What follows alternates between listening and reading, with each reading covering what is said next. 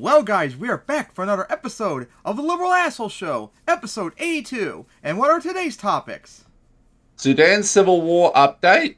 App tells how woke corporations are. Transphobia affecting cis people. Trump indicted again. TYT versus Vaush. Pro-life idiots lose again. PragerU allowed in Florida schools. And Biden doing something good. Alright, so what do you want to talk about first? Well, we can start with Sudan Civil War update. Now, of course, I talked about this back in April when it happened, but you weren't here at the time. So, of course, if you don't know, part of Sudan's army started basically a civil war in Sudan. And it's been 4 months since it's happened, and I kid you not, pretty much nothing's changed since. Like, the borders look almost exactly the same as they did 4 months ago. It's absolutely insane that nothing's changed at all. Gee, make like Russo-Ukraine war stuff here. Quite interesting. Yeah. Now, of course, they're having... What were we saying? Well, there have been like little movements in at least the Russo-Ukraine war. Yep. But been like Ukraine's got a little bit, Russia's got a little bit. But this is just stalled out completely within a few weeks. Which is really weird how it's been going for a few months and like nothing's changed. And of course, casualty numbers have been updated. Up to 10,000 people have been killed now, which is unfortunate. 3 million have been displaced. Yep. And almost 1 million refugees. And I wonder how many people Sudan has. Let's see. Jeez, almost 50 million people! That's more than Ukraine. Jeez. Man. And I wonder if this conflict will cause any problems with South Sudan, too, because they're unstable as well. Yep. So, yeah, what do you guys say about this since this is the first time you're talking about it? Pretty scary. Pretty wild stuff what's happening. And then, of course, you have what happened in Niger 2 weeks ago. Ugh. It's just very unfortunate what's going on in the unstable part of the world that is Africa. So, yeah. But unfortunately, there doesn't seem to be really anything left to talk about because there does not seem to be any changes. We can only just hope that the government wins and all that. Alright, so with that out of the way, on to the next topic. That would be app tells how, quote, woke corporations are. Oh my god. Right. The first of like 4 straight videos too from Mike if we go in that order, I believe. So anyways, oh my god, this is so silly. There is an app now, apparently, get on your phone, that supposedly can help you find out how woke a corporation is before you buy stuff from them. Because God knows you cannot buy anything from woke corporations, even though they're not. And this is just Karen-level nonsense. And oh boy, we have a major Karen promoted. So let's see how cringe this is. The best way to fight against these rogue brands is with our wallets. That's why I use the Beams app when I do my grocery shopping.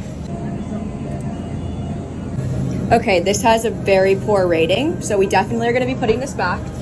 But look at all the other ice creams in the store that have great ratings. We have Bluebell, we have Dryers, Tillamook, Blue Bunny, Halo Top, even Baskin Robbins. So let's go pick up some ice cream that supports our values. What corporation even supports your values? Literally none of them. Like, this is like so silly off the bat. Yeah.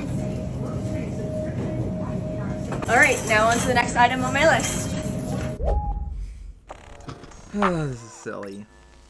Very. I'm sure you're assuming that the TikTok you just watched was satirical, but if you thought that, you'd be mistaken because it is very much real, my friend. That was anti-woke TikToker Britta Reese who used her TikTok to advertise an app called Veebs, hailed as the woke-busting app by the Daily Mail, and it helps shoppers avoid woke brands at stores. Now, we'll come back to the shitty reviews in a moment, but first, just so you fully understand how the app works, here's a bit more from that TikTok.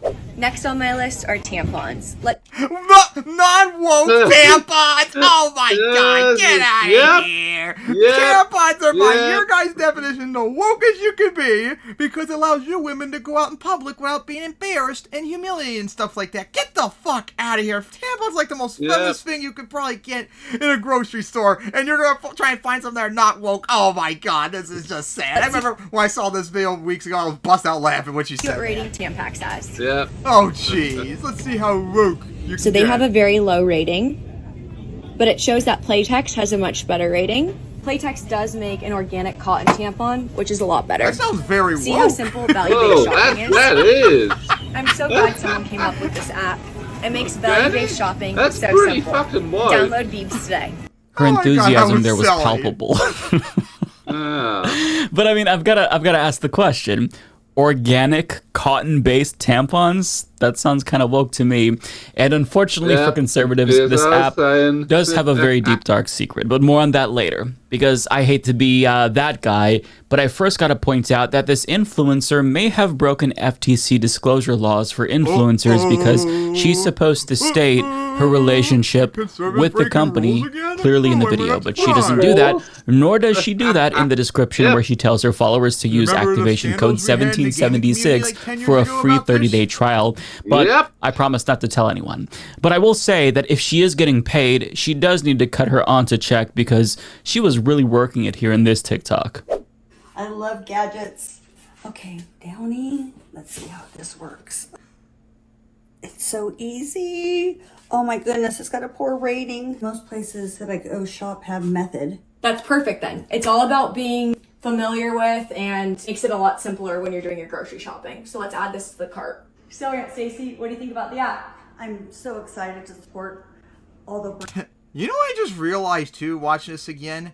For being What? such a trad con, you sure dressed pretty skimpy for that. Oh my goodness, if you watch the video, I just noticed that too. brands that support my Mm. Let's give it up for Aunt Navel Stacy, showing, everyone. Incredible performance. spread out And it's far relatable out. because I too love gadgets. Now, despite the extreme enthusiasm that we saw from Brit and her auntie, most conservatives don't actually seem too thrilled about the app. I mean, sure, some are, but it has an overall rating of 2.7 out of 5 on the App Store, with many users complaining about them requiring your phone number and possibly selling your information. And one user even called it a scam, arguing the premise is great and it had potential, but, and this is a big one, it claims to be free with in-app purchases. There is nothing free about this app. You get no scores, no information of any kind. On the free version, it's essentially a barcode scanner that gives you the product name. That's it. If you want this app to act according to its description, you have to pay monthly. In my opinion, all this is a And she scam didn't to get say that email in the addresses and phone video. numbers for data collection and associate your information with your political leanings. So not Ding, only ding, is ding. it silly, it's a scam apparently. Gee, why am I not surprised conservatives getting scammed again?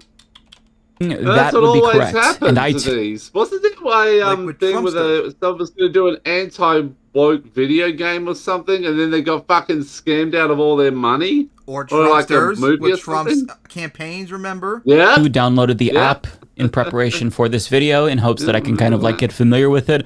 But yeah, you can't get past the screen that demands that you give them your email address and your phone number. So I did what any reasonable person would do in that situation. I deleted the fucking app. Now, it's not just that users are seemingly against it, if not, a sizable portion, most. Even conservatives on Fox News seem pretty skeptical about it. For example, Veeb's co-founder and CEO Chris Rhodes couldn't even convince Stuart Varney, of all people on Fox Business, that this was a good idea. So listen to one of the first things that Varney says in response to the existence of this app. Hi, Chris. If I go into a grocery store, I'm pretty sure that most of the items I want to buy are indeed put out by woke-friendly companies. There's not much left to buy, is there? And therein lies...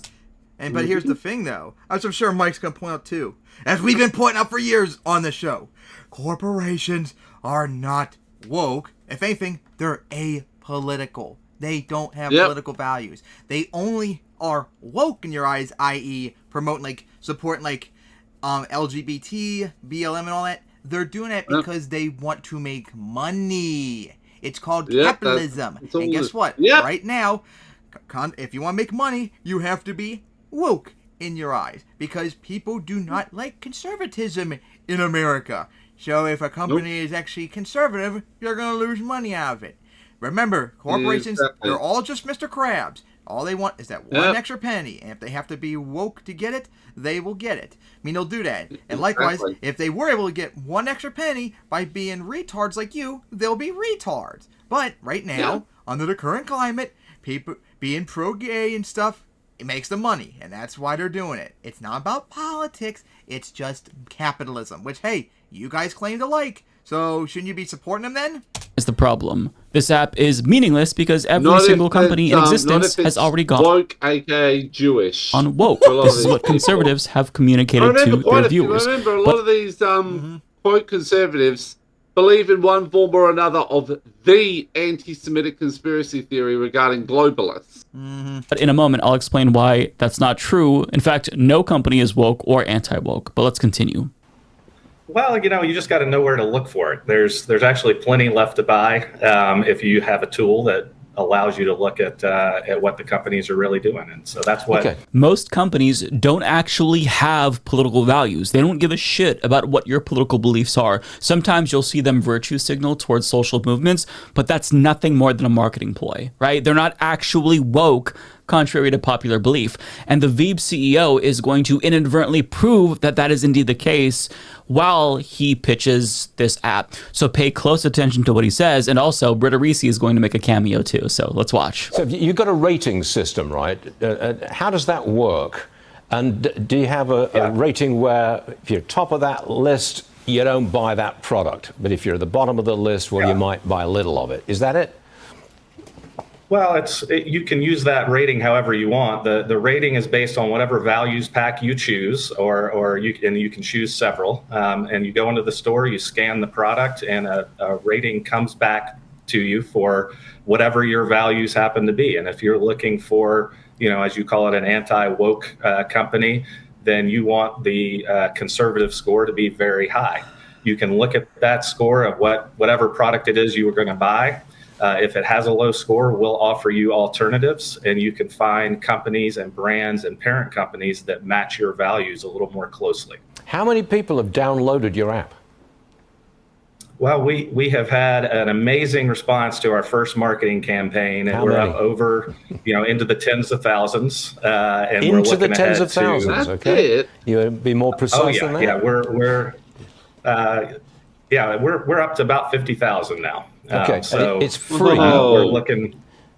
It's free? Well, the app to download is free. To get the scoring is 99 cents a month. That's our monetization model. If we want to stay independent, if we want to stay with our information being updated on a continuous basis, we need to be an independent company that makes money.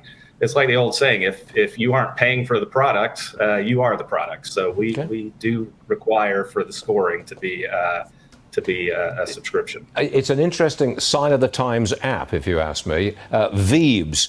Credit to Stuart Varney, because I actually didn't expect him to be that ruthless. The guy was being really coy, didn't want to say how many people downloaded the app, but And Stuart Varney made gave him, him, so that was smug great. looks for Look, once, again, too, when he I'm was one of the like, 50,000 people it's who down downloaded towards, the app, progressive. but as I stated, I deleted it immediately because I think most reasonable consumers know that if an app is forcing you to give up that information, it's usually for nefarious reasons. But let's look at the framing of the overall segment. So if you go to the Chiron there, the segment itself is called Waking Up to Wokeness, and the Chiron reads, Veeb's app takes on woke brands and companies. And that's largely how the app has been marketed thus far. But the CEO himself, he was a little bit more vague, right? In what he said specifically. He stated that you can use whatever values pack you choose, which is pretty interesting, right? He's not directly saying this is going to help weed out the woke brands. Sure, that's a feature, but he didn't say that. And the reason why he's being so coy is because this app has a deep, dark secret. It's woke, or more specifically, you can download woke DLC. That's right, because on their website, they have options that are inclusive of any and all political ideologies. Liberal, conservative, climate change, veterans, Black Lives Matter, America First, and even LGBTQIA+. LGBT, bro, let's go. So this to me is heartbreaking, because the anti-woke app Told you guys, it's all about making money, and that means being woke by your guys' eyes. They're not gonna find an anti-woke corporation. Sorry, it just doesn't make money. is actually very much indeed woke. And I feel like this app ironically exemplifies the problem with value-based shopping. Corporations are not people, thus they don't actually have political values or any values for that matter aside from maximizing profits. They will check any and all political boxes that cast the broadest net and make them the most money. And this company, Veebs, is no different. Even the wokest companies of them all, like Disney, for example, don't have any real political values. Because remember, Disney only condemned Florida's homophobic Don't Say Gay law, which is what led to woke accusations after they faced backlash for donating nearly $200,000 to the Florida Republican Party.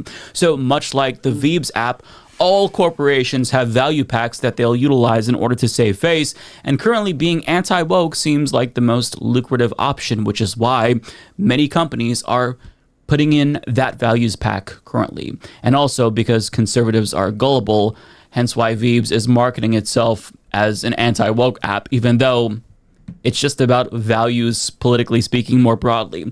Now, anti-woke YouTuber The Quartering, talked about the app itself in one of his videos, and he also pitched it as the app that detects woke. But hilariously enough, he found out in real time that they don't actually stand for anything. It's something that I actually wholeheartedly support. I know some people say it may be cringe, but if I'm looking at two different manufacturers of flour or paper plates or tomato soup, and I can very easily and quickly scan the two cans and figure out if the particular brand that uses it or that is producing it is woke or not, I think this is great.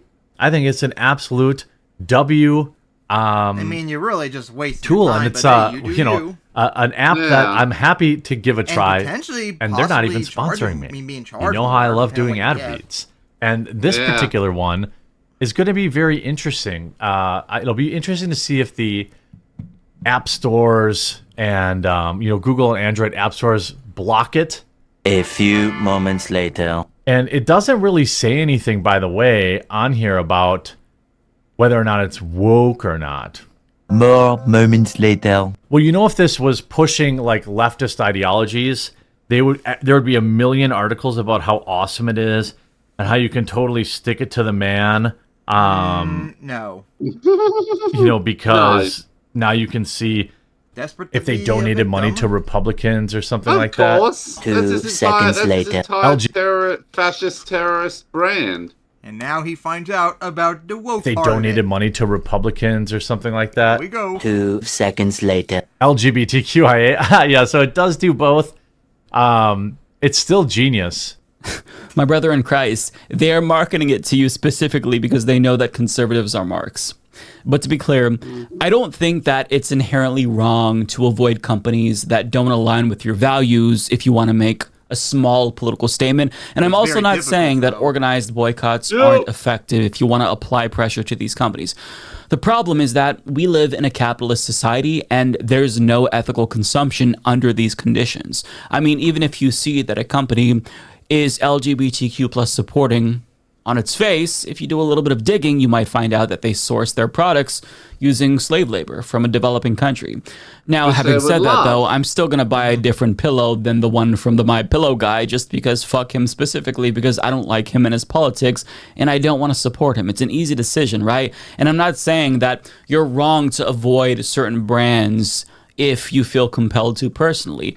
But this whole woke phenomenon and hysteria over woke has gone really far. Like, as they claim that wokeism has gone too far, hysteria over wokeism and political correctness has gone too far. Because if you try to base your entire life and political identity around what is and isn't woke, they're not just being like, oh, we don't want gays there. A lot of them are like, oh, once we get over same-sex marriage, we're going to go after interracial and interfaith marriages.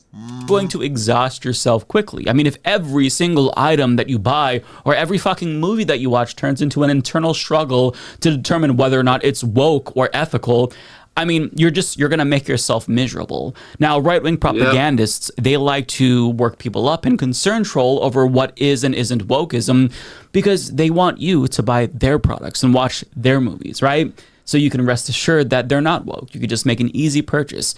But I mean, life is short, and stressing out over dumb bullshit like this, it's not worth your time. Besides, there are better ways to make a political statement than this. But I mean, if conservatives want to take on large multinational corporations, by all means, have at it, because corporations are not your friends. And if conservatives, the extent to which their activism against large multinational corporations is like doing boycotts because they think that they're woke, I mean, I honestly don't give a shit. It might be one of the dumbest reasons imaginable, but they're still taking on corporations, and I like that the pressure is being applied because fuck these corporations, right? And while they're doing this, I think it's good because it'll give leftists a chance to do real work while conservatives are distracted about the Barbie movie and whether or not their hot sauce is woke. Because I think that normal people don't give a shit about whether or not their mayonnaise or hot sauce is woke. They just want to live their lives and be as happy as they possibly can under these circumstances. Exactly. And so apps like this, they're very clearly gimmicky. They're very clearly trying to cash in on a trend. But the reason why Veebs isn't just the anti-woke app, contrary to what the marketing will tell you, is because, again, it is a corporation that wants to make as much money as possible. So if they can get some money from the libs as well, then they're going to do that because corporations don't have values. They have an interest to make money. Exactly. And that is really all that this is about at the end of the day. A penny from a libtard? I'll pick that up. Oh, what's this? A penny from a conservatard? I'll go pick that up too. Pennies everywhere, because that's all they care about. How many times we got to tell you that, people? That's all corporations care about. Money. Money, money, money, nothing else. That's it. When are people going to get that for their heads? So yeah, what do you guys see about that? Good old Veebs. Ain't that hilarious or what? I love it. I love every second of that. That was amazing. Yep. Go ahead and use your app and waste money. Probably have a hard time finding stuff you need and probably paying more. Hey, if it fights the woke, the non-existent woke, then by all means go right ahead, I guess. Alright, so now, on to the next topic. Transphobia affecting cis people. Another video that happened recently, of course, because all you conservatives have a meltdown over trans and gay people. Now you're going after cis people with your transphobia, which is because crazy. remember that the transphobia is just a cover to try to push the reinstatation of gender roles. Instead of letting people do however they want. Like actual freedom-loving Americans are supposed to be. Now, let's watch Karens be Karens. And harass people for no reason. When it comes to LGBTQ plus issues, the climate around the world lately has gotten so toxic that it's even affecting people who aren't part of the LGBTQ plus community. For example, in June, a man from Kelowna, British Columbia, reportedly accosted a 9-year-old athlete who was competing in a... I remember that too. I remember that one. Yep. I don't know if we covered that or not. I wanted to, but I think there were other things that kept us from covering it. But yeah, that happened. Harassing. Yep. I literally called that person. I'd say that guy should. Anyone who was around him and he started saying that, I already started yelling at him. Okay, groomer. I remember you said that. Girls' track event, and he accused her of being trans, while his wife allegedly called her parents groomers. To take her clothes off and show that she was female. That wasn't a T-slur. However, the little girl who he attacked was not trans, she was cis. But that's not all, because last week, 2 teachers from Baytown, Texas were fired from the First Baptist Academy where they taught after attending a drag show on their own time. And since that is a private religious school, their termination for that reason is apparently A-okay, because freedom. Wrongful firing lawsuit, perhaps? But those 2 stories speak to the so-called groomer panic that has been created by the right over the course of the last couple of years. But more and more people increasingly are getting caught up in this smear campaign against queer people. Another one is Christine Gallinaro and her 15-year-old son, who happens to be autistic and nonverbal. So on June 16th, she took him to see Disney's Elemental at a theater in Hazlet, New Jersey, and the experience was an absolute nightmare for her and her son, thanks to transphobes. Because as NJ.com reports, the incident began when Gallinaro's son needed to use the bathroom, and she took him into the women's restroom. There is no family restroom at the Cinemark in Hazlet, according to the lawsuit. lawsuit. My son is not equipped to go into a men's bathroom in a public setting alone, Gallinaro told NJ Advanced Media last week. I took him to the women's bathroom. There were other women in the restroom, some of them mothers, she said. Right away, they see he's with me. They pick up why he's in the bathroom with me, she said, noting that she noticed one woman looking at me smiling. The 59-year-old manager of the movie theater wasn't as understanding, the suit alleges. The manager angrily approached and shouted blatantly discriminatory remarks toward the mother and the 15-year-old, the lawsuit alleges. Quote, a grown man should not be in the women's restroom, the manager said in the crowded lobby, according to the suit. Quote, this is not a transgender bathroom. And there it is. This is not a transgender bathroom. Okay, but that begs the question, if somebody is trans and wants to use the bathroom, do they just have to hold it if they go to that movie theater because this manager is a transphobe? Yeah. I mean, you have a mother who is taking her 15-year-old son to the bathroom because he needs her assistance, but automatically people assume she's doing that for nefarious reasons. And not only were they kicked out by the manager, but the manager then instructed the assistant manager to call the police on them. And when the police got there, they confirmed that they had to leave because it was a private establishment. And now the mother is suing, as the article implied, and as LGBTQ Nation explains, Gallinaro's lawsuit accuses the theater, its corporate owners, Nicolette and Mansueto, of violating the New Jersey law against discrimination, which includes protections against discrimination on the basis of disability. Yeah.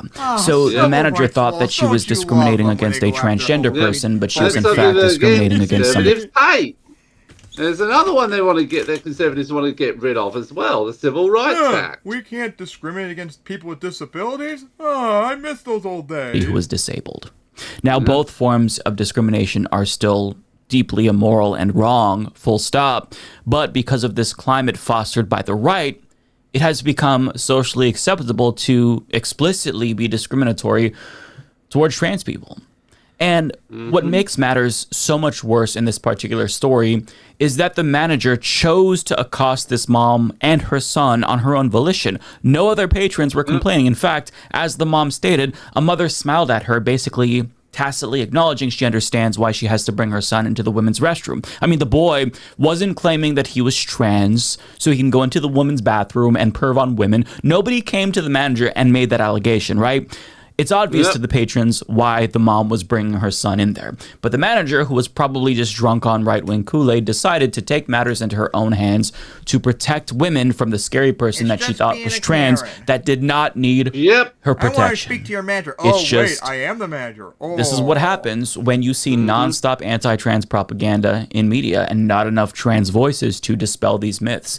Now, if the theater had a family bathroom, i.e. a gender-neutral bathroom, then I'm sure that the mother would have opted for that instead. But since that wasn't an option, she had to make do with what she had. And since her son had to use the bathroom, she just took him into the women's bathroom. It was fine.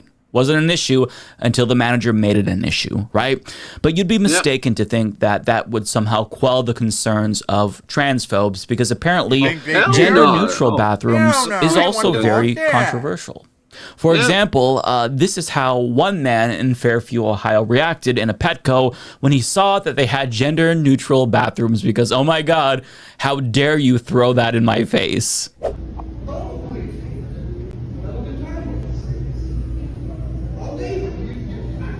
I swear Petco and PetSmart has harassed so much over these last few months by transphobes. I don't get what their obsession. Why do they care about a pet store being pro-LGBT? It's a pet store. Because they hate everything that's LGBT, and anything that is LGBT, that must be stomped out in the most disgusting way possible. Even animals can't get away with it, people. Even pure innocent animals that we have as pets. What do they ever do to deserve being yelled at? Stop with the gender-neutral shit. Men and women are different. Yes, but what does that have to do with a gender-neutral bathroom? I mean, guys, there are many places in not just America, but the world that have gender-neutral bathrooms for a long time. Like, there are, like, freaking, like, small, like, convenience stores, gas stations, fast food places and stuff like that. A lot of them do have just one bathroom. Like, that's a gender-neutral bathroom in that regard. There's no saying who it's for. It's just a bathroom. Like, these have existed forever. Definitely. What, it's a big deal now because they just say it? even though it really doesn't make a difference. Like, you're just being Karens. Women are different. Oh my god. Yeah. Pass it up the chain. Pass it up the chain. Pass it up the chain.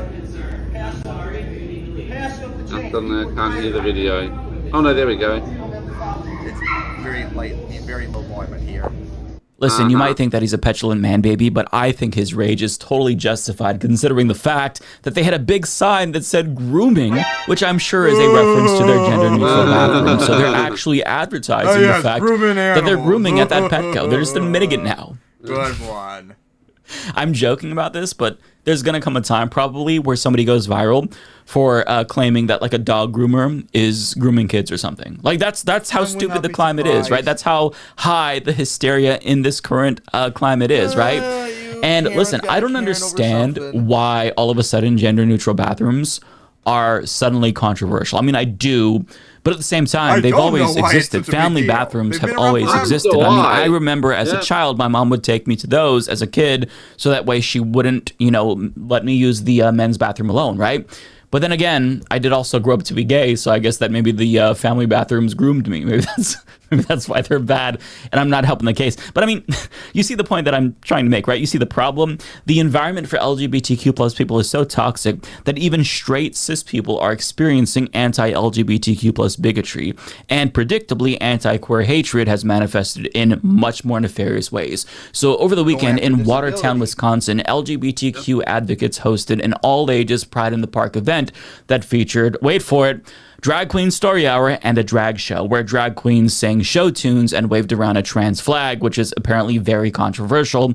But the event drew the ire of bigots like Gays Against Groomers who showed up to protest the event, along with anti-gay Christians, and some of them attempted to infiltrate the event as well, and then they were escorted off of the property since the LGBTQ plus hosts had gotten a permit for the event. So let's watch. The drag queens must be permit. You should get that on film and spread it around everywhere. I hope you all don't over the film internet. that. That would be disgusting. Film the drag queen story out. This is disgusting. You guys need to stand up against this. It's disgusting and rotten. Hey, Karen. Yes, it is. Okay, Karen. Get out. What law are we breaking? Side of the fence. Well, what law would we be breaking by doing? They asked you not to be here. Well, just because they don't want me to be here doesn't mean I'm breaking the law. If they have the entire park reserved. And if they're so you're saying I have to leave this park? I'm saying you have to go on that side of the fence. I'm like 95% sure that Christian protester we just saw is a closeted homosexual, by the way. But regardless, there was a lot of outrage by the protesters that showed up. Oh my goodness.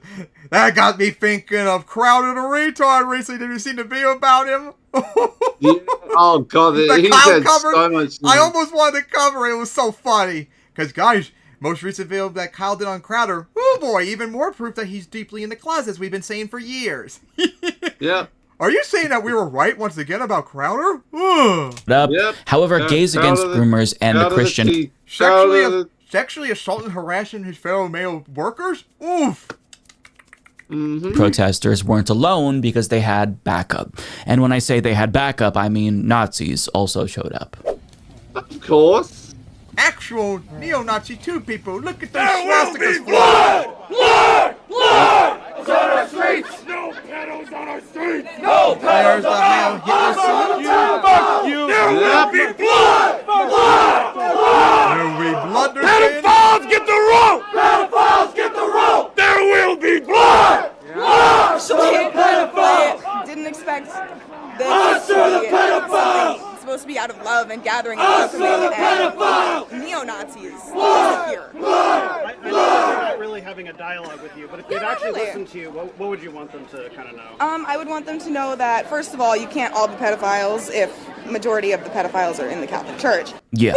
So they were smearing queer people as pedophiles and calling for their deaths. Like Catholics don't now, either. remember the young Christian man who showed up to voice his displeasure with the Pride event? Well, the Nazis had a special message for him in particular as they were leaving. Blood! Blood! God bless. Jesus loves you, brother.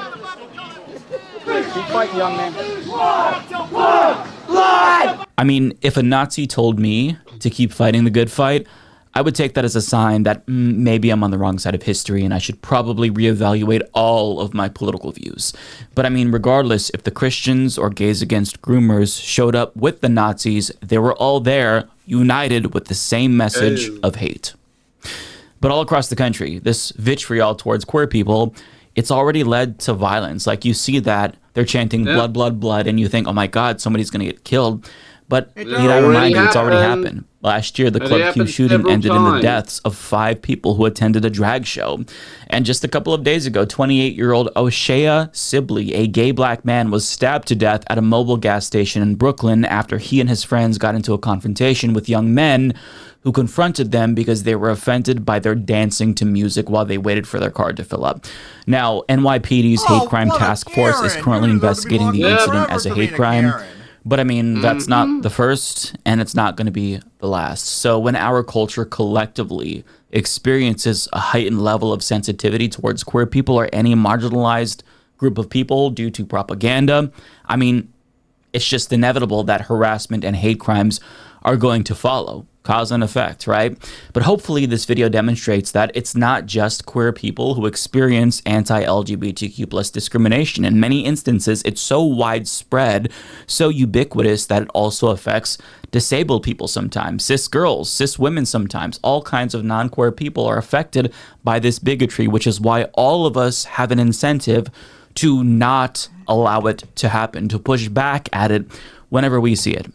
And all of this is an effort by the right to force queer people back into the closet, because this backlash against queer people has brewed specifically, not just because of propaganda, but also because of a heightened visibility towards LGBTQ plus people. And the goal here is to intimidate us so as to push us back into the closet. But it's not queer people who should be forced back into the closet. LGBT people, it's the Nazis. They'll be going after interracial couples too. And women, don't forget them. Yep. And women, non-Christians. Yep. Against the Nazis. And even men who don't beat their women. Oh, yeah. To this I wonder what they'll do about all the incels that don't have wives, Dad. Yep. Forced marriages for them? To let them beat women up? It's a group effort to get them to go back into the closet, because queer people should feel safe to be open about who they are, but Nazis should not in a civilized society. So yeah, what do you got to say about trans people and gay people being harassed because of transphobes? It's no fucking surprise. Oh yeah, even I bet you even interracial couples will starting to be affected too. Pretty sure it's already been the case in America for decades, because a lot of the South but that's getting a bit more it's getting more thing now as well. I mean, you saw what's his face? Matt Walsh's rant recently. And what? He did a very recent rant against race mixing. Oh, really? I have not heard about this. I would like to see that when I get the opportunity. Yep. All right. So now on to the next topic. Give me a moment. That'll be Trump indicted again. Yeah, so Trump, how many times he's been indicted? Like, what, 3 times? Yep, 3, and he's got a 4th coming up in not too long through Georgia. Oh, yeah, the Rico video. Didn't even see Kyle's video on that yet. I saw the thumbnail and all that. So, see what happens, you orange fascist baboon, when you try to steal the election and other stupid stuff? Hopefully you get locked away forever and not able to run. Oh, that would be awesome. So, yeah, let's see more Karen behavior from a raging ape. Oh my God. Yep. The ultimate Karen is in the house.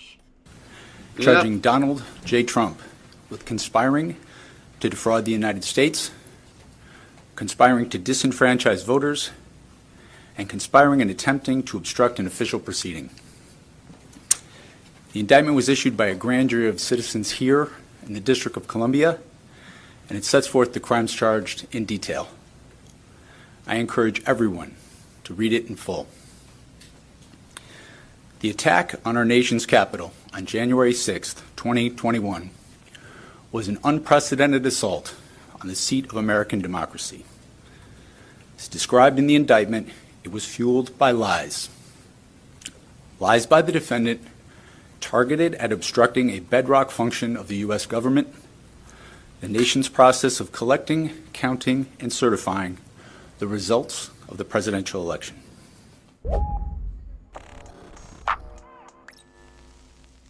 Well, this was expected, but it is finally official. Donald J. Trump, former president of the United States, but most notably the star of Home Alone 2, Lost in New York, has been federally indicted by a grand jury over his effort to overturn the 2020 election, making this the third time he has been indicted. That is quite the accomplishment. Now, as CNBC reports, Trump was hit with 4 serious felonies in the new indictment, accusing him of fraudulently trying to undo his loss in the 2020 election. The first charge, conspiracy to defraud the United States, has a maximum possible sentence of 5 years in prison if convicted. 2 other charges, conspiracy to obstruct an official proceeding and obstruction of an official proceeding, carry much heavier maximums, 20 years in prison. The fourth charge against Trump, conspiracy against rights, has a maximum possible sentence of 10 years behind bars. Now, if the charges alone weren't scary enough for him, if all those are added up, that's 35 years. Well, there's even more bad news, because when the trial takes place in May, as Brian Tyler Cohen points out... Why the fuck is it gonna not be done till May next year? Come on, man, you gotta be more quick about this. This is pretty serious. Judge Tanya Chut Khan is appointed to preside over Trump's January 6th indictment case. This is an Obama appointee who issued some of the harshest rulings against January 6th insurrectionists, and this bodes absolutely terribly for Donald Trump, obviously. Now, we've seen elites get away with so much, but it's hard to not see these crimes that he's being charged with and factor in all of the other indictments and think, this man is fucked. I mean... I can't say he's fucked, though, yet, because we know how it is when very powerful people get massive charges on them. They always find some way to wiggle out of it. And you know what else? Trump has wiggled out of it, too. 2 impeachments, whole bunch of other stuff. I'm not convinced until I see him locked up and stuff like that. So until then, I think he has a way to wiggle out of it. And I just hope he does. Yes, we have a 2-tier justice system, but sometimes rich people and people with power, they act a little bit too brazenly, and they're held accountable. I don't know if Mike's going to cover... Oh, that's right. I think he covered in a different bill, but oh boy, Trump has had a massive meltdown over this, and he's doing things that are making it even less likely for him to even get out of it. I heard about those. I think he even attacked the judge and stuff like that. Please. That's the good thing about you, Trump. You can't shut up and take L's. So keep making a fool of yourself and make it less likely you can get out of it. That's all we would like to see. For it. I'm not saying that he's definitely going to be held accountable, but when you have 3 indictments, I mean, goddamn. The only way it seems like at this point in time he can escape punishment is by getting that executive immunity and winning a second term. Which is pathetic. No president should be able to get away with this. This is so surreal. Again, this was expected, but it's still very bizarre to know that this former president has not only been indicted 3 times, which is unprecedented, by the way. No former president has been criminally charged, including Nixon, but that he could still win. That's the craziest part. Now, I do want to get to some reactions, but before we do that, let's look at some of the details of the indictment, because this is very serious. It's 45 pages long. I'll link to it in its entirety down below, but here's some highlights courtesy of the New York Times. This is from the indictment. Quote, despite having lost, the defendant was determined to remain in power. The indictment charges, saying Trump unleashed a blizzard of lies about purported mass voter fraud and then tried to get state, local, and federal officials to act to change the vote result. Remember when he called I can't remember who it was, like one of the main people in Georgia try and overthrow their election? Yeah, I remember said, I that. want you to find like the amount of like 1,000 votes or whatever. Votes. Yep. He tried to, that's alone, he should have probably got impeached for that. But no, it had to be January 6th instead. He should have faced the first one for These that. claims were false, and the defendant knew that they were false. In fact, the defendant was notified repeatedly that his claims were untrue, often by the people on whom he relied for candid advice on important matters, and who were best positioned to know the facts, and he deliberately disregarded the truth, the indictment states. The attack on our nation's capital on January 6, 2021 was an unprecedented assault on the seat of American democracy, as Special Counsel Jack Smith said in announcing the indictment. It was fueled by lies by the defendant. So the chickens are finally coming home to roost. Now, the entire indictment is much more detailed, so again, I would highly encourage you to read it in its entirety.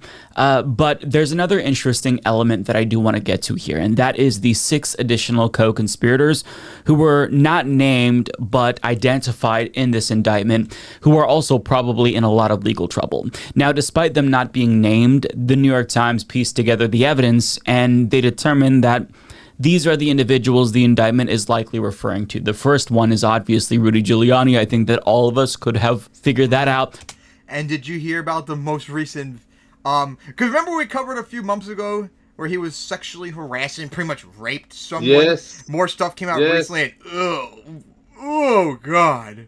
These tits are mine and stuff like that. Oh God, it was cringe. Rule number 1, do not have women around Giuliani. He can't control himself and learn consent. The second one is John Eastman. Sidney Powell is most likely co-conspirator number 3. Hello, Co-conspirator Karen. number 4 is probably Jeffrey Clark, who Trump wanted to appoint as acting attorney general. But remember, this was going to lead to a mass walkout at the Justice Department, so he didn't do it. Yep, On top of that, there's co-conspirator number 5, who is almost certainly Kenneth Chesebro, who is the attorney who tried to enact the false electors scheme.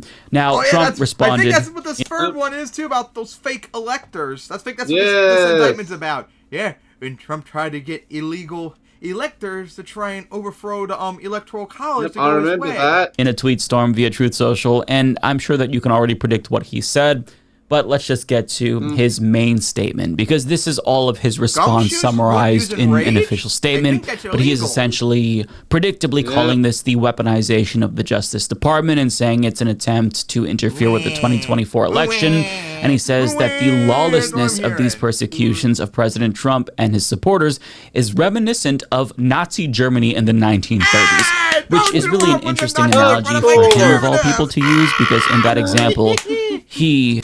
Funny, since it's more like, you're more like the Nazis trying to overthrow the Weimar Republic.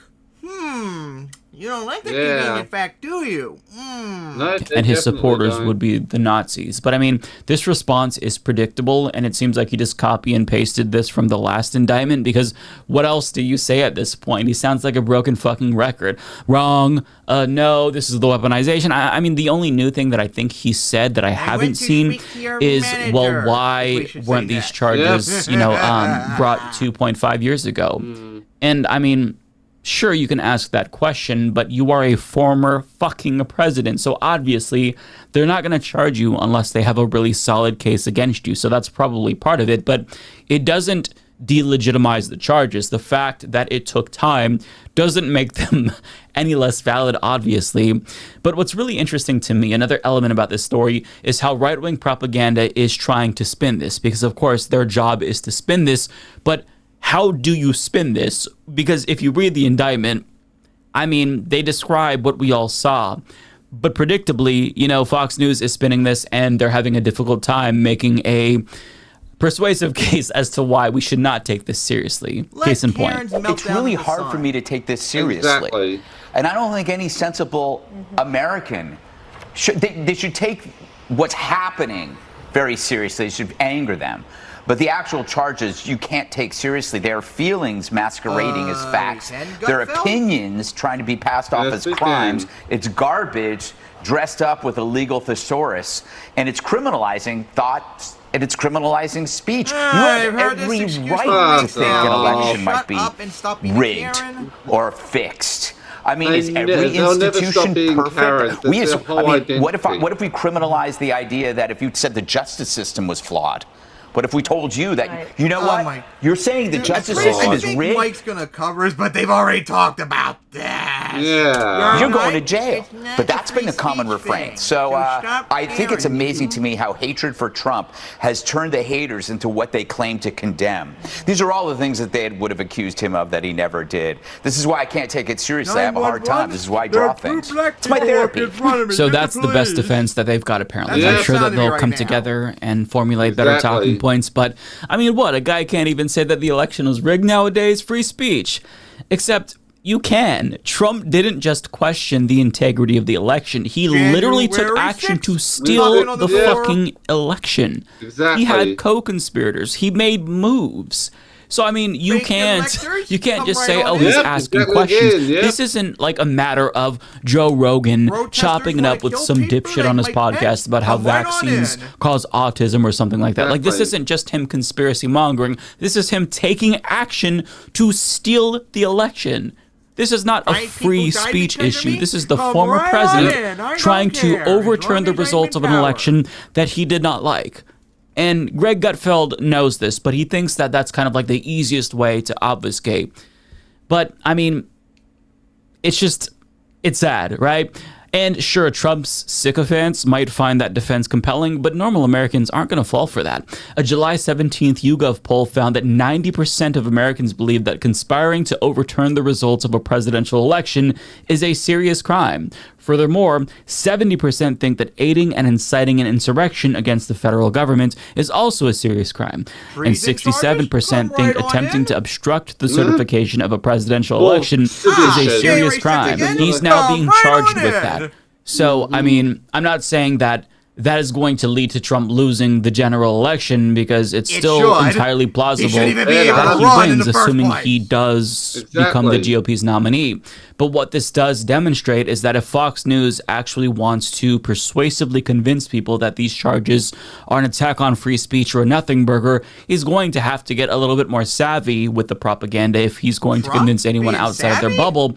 But I mean, what else can be said at this point? We have a former president who has been indicted now 3 times, and yet he's still the leading candidate for one of 2 major parties in this country. And the craziest fucking part is that he could still very much become president again. Yep. Like, I'm not saying that he's definitely going to win, but I'm saying if he's the GOP nominee, I mean, at least 50% chance, right? We all never thought he could win the first time, so I think it would be incorrect to assume that because of these charges, all of a sudden he's going to lose. Sure, like, maybe normies are turned off by it. He could, but a lot of people didn't think he would. But crazier things, well, I don't know if a crazier thing has happened in this country, but crazier things have happened throughout human history, right? But I mean, this would be up there. If a former thrice indicted president won a general election, that would be and it's going to be 4 indicted soon. But I mean, if that did happen, I fear for the future of democracy, because I don't think we'd have a future of democracy, because he knows the second that he leaves office, executive immunity goes away. And he can't do anything. He goes straight to prison. Mike. So, of course, that he can't stay in office forever. Term limits exist. If he did win, he has 4 more years left, and that's it. He can't do anything about changing. He'll try not to. He'll try to be like, oh, I'm going to remove that. Well, that's the thing, though. In order to remove term limits, you need either 2/3 of the House and Senate to do a constitutional amendment, or 3/4 of the states. And that's not going to happen, so he can't. End of discussion, basically. Creates this incentive for him to... Plus, do we need to remind you that he's old? He's going to be 80 in a few years? As much as we make fun of Biden being old, Trump's not that far away, too, so... Even if he wanted to rule forever, he's not going to rule forever, because he's going to be dead soon. Never wants to leave. Yeah. So this time, if he gets in, I mean, it's logical to assume that he's not going to want to leave for sure this time, even more so than last time. So either way, he has no choice. We'll just have to wait and see. But I wish that, like, this were a movie and not real life, because it has serious consequences. But putting that aside, it is deeply entertaining. And decades down the line, assuming we haven't wiped ourselves out due to climate change, it would be really interesting to revisit this, like to see a movie about this, because it is entertaining. Just it's a little bit stressful when you're living in the moment, right? We're all living through a historical moment and we have to grapple with that reality. But I mean, I think that to bring some levity to the situation, we have to admit this is extremely humorous in a variety of ways. It's just sad that the implications of this are broad and could spell disaster for the future of American democracy and the human race. But putting that aside, it is what it is. This is the reality. These are the facts. These are the details. This is the present circumstance that we find ourselves in. And we've got to face it. So buckle up, folks, because it's going to get a lot rockier in 2024. So, what do you guys see about Karen Trump getting indicted as he deserves and hopefully locked away forever and never be president again? That'd be good, good, good. And it probably would be just as awesome as it was when he lost in 2020 to see all his Karen supporters having meltdowns. Oh man, those few weeks in 2020 were so enjoyable watching you all seethe and mauled and all that. So now that we're done watching you being a Karen, what is next? Oh, that'll be, here we go, the old turds versus the CIA agent. So, for all of you who don't know what happened recently, there's been a major war going on between TYT and Vaush. But more particularly, Anna against Vaush. As, Anna's Karen turn to the right continues on after all these months. This is like the third time now we've had to cover this now, guys. The third time! Birthing people. And then, oh my god, what was the other thing recently she had a meltdown over? Now I can't remember, and now this. So Jake and Anna had I think it was a Q&A recently. Someone brought up I think they had Vaush on TYT, and oh boy, Anna went full Karen and had a meltdown on him and called Vaush trash and stuff like that. which is funny because Vaush is trash. You're also trash too. And the funny thing is, as much as we don't really like Vaush, when it comes to stuff that you're having a meltdown over, Anna, he's more right than you are, which is pretty sad. Oh my gosh. Oh man, she had a full Karen meltdown, saying like he would never talk to him again, stuff like that. Gee, you don't want to talk to Vaush, who you pretty much agree with him a lot more than you think, but you want to talk to any boy who doesn't agree with you on anything? Oh, what, because he's more respectable, unlike Vaush? That's some Karen level bullshit. He didn't call me a bitch and a turf and all that. Well, you are a bitch and you are being a turf with your meltdown about birthing people a few months ago, and you're just being a Karen. Call me misogynist for that, but it's just reality. And we've called guys Karens too. Like Trump, for instance. But you know, they don't like those inconvenient facts now, don't you know? So, and of course, Cenk being an idiot too, as always, and stuff. And then Vaush did a video recently watching their meltdown on him, and he was laughing his ass off. So what do you guys say about this war that's going on now? This is hilarious between two people we don't like. Or three people, more like. Amazing. It's amazing. It is so wild. Hey, you know what? Let's just pretend that they're mobs in Minecraft and they accidentally hit each other. Fight! Fight! Fight! Fight! Fight! Yes! And kill each other. Yes! That would be so awesome if Vaush and TYT took themselves down, and maybe Kyle, Mike, Rational National, and them would take over in their place because they're so much better than these clowns. Oh my god, guys, these people suck. TYT, they have not been good since like 2015. They had their SJW phase. Now they're going pretty much right wing with Karen Kasparian's meltdown about birthing people. And we saw recently how she does not like homeless people. She has a problem with. She has a major like Karen level moments with shoplifting. Remember, like she's like hardcore pro I remember that. And of course, remember Cenk supported that fucking dipshit Republican for Los Angeles mayor a few years ago, which was insane. I remember and stuff like that. They're not progressive anymore.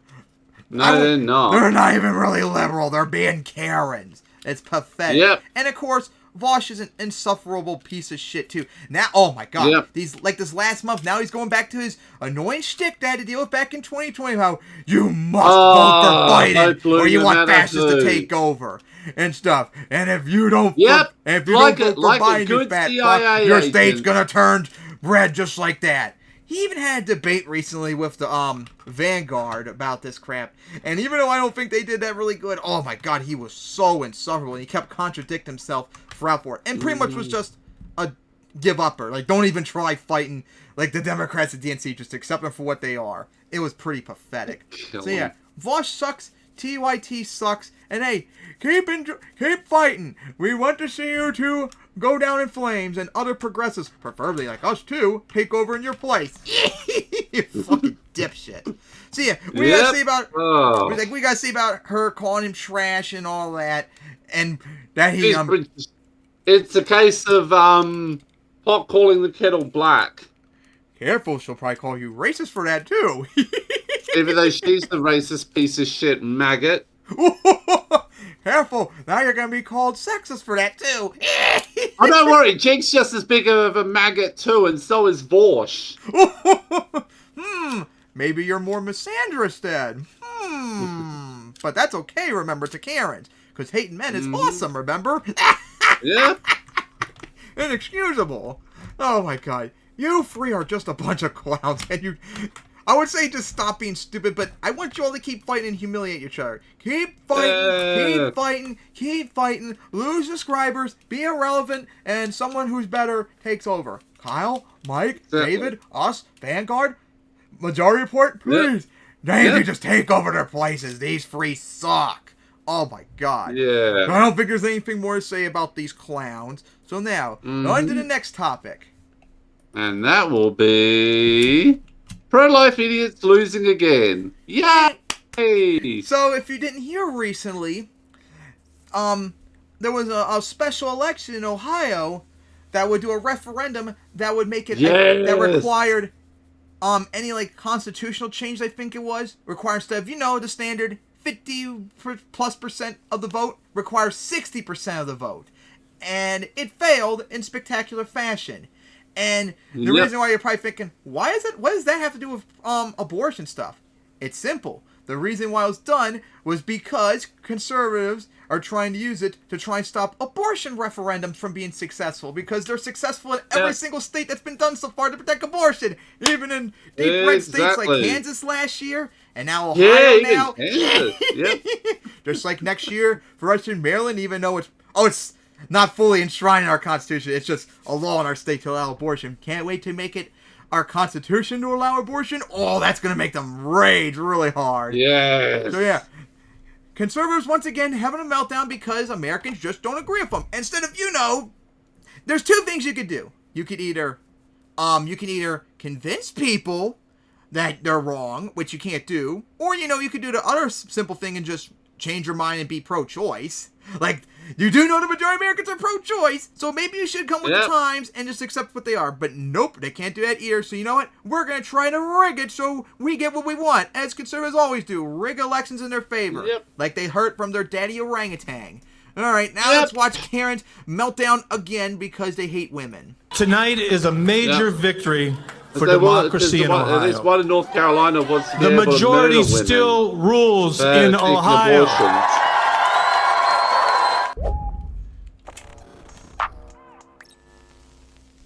So by now I'm sure that most of you have heard the good news, but on Tuesday night in a special election, Ohio voters resoundingly rejected Issue 1, which for those unaware was a brazen attempt by the state's Republican Party to subvert democracy, all in an effort to defeat an upcoming ballot initiative that would expand reproductive rights in November. Now, what they wanted to do was make it more difficult for citizens to amend their state's constitution by raising the vote threshold to 60%, as opposed to a simple 50+1% majority. Now, this ballot initiative would have cemented that.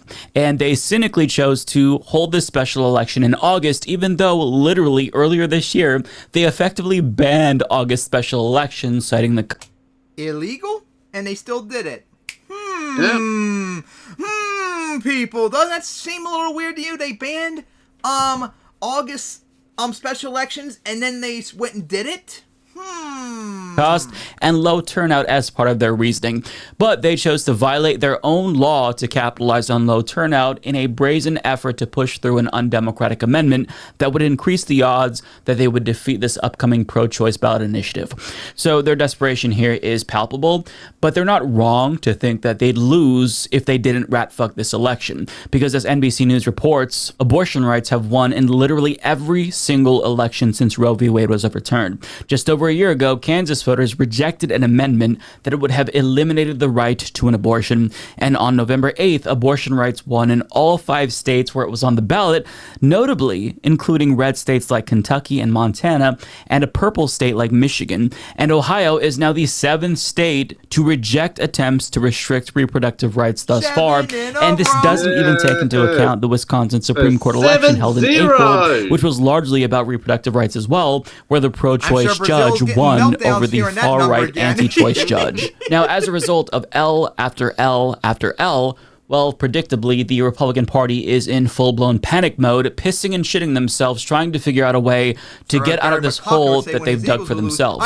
NBC News explains the Ohio result tonight, coming on the heels of the shellacking in Michigan and the unexpected loss in Kentucky, needs to be a 5-alarm fire for the pro-life movement. Patrick Brown, a conservative scholar at the Ethics and Public Policy Center, tweeted late Tuesday, "We haven't figured out both the messaging and the substance to appeal to the voter in the middle, who's maybe personally conflicted about abortion, but doesn't like the idea of a really rigid ban," Brown said in an interview with NBC News. The pro-choice side has been really effective at finding language that resonates with Republicans and independents, and the pro-life side has not done the same. Yeah, guys, because guess what? Even the majority of Republicans are pro-choice, as the majority of Americans are. Like, how many times have we covered this poll recently? It's not even up to date anymore because it's changed so much after Roe v. Wade was taken out. This is the poll that I always covered. 50% of Americans think abortion should be legal in some circumstances. That's the majority. That's what Roe v. Wade did too. No state was allowed to ban abortion until 24 weeks. That's what the majority of Americans agreed of. And it was like 30% of Americans think abortion should be legal in all cases, and then only 19% of people think abortion should be illegal in all cases. Guess what? That illegal in all case number has gone down. The number of people that think it should be legal in all cases shot up recently. So you guys going so radical end up causing even more radicalization towards my side more.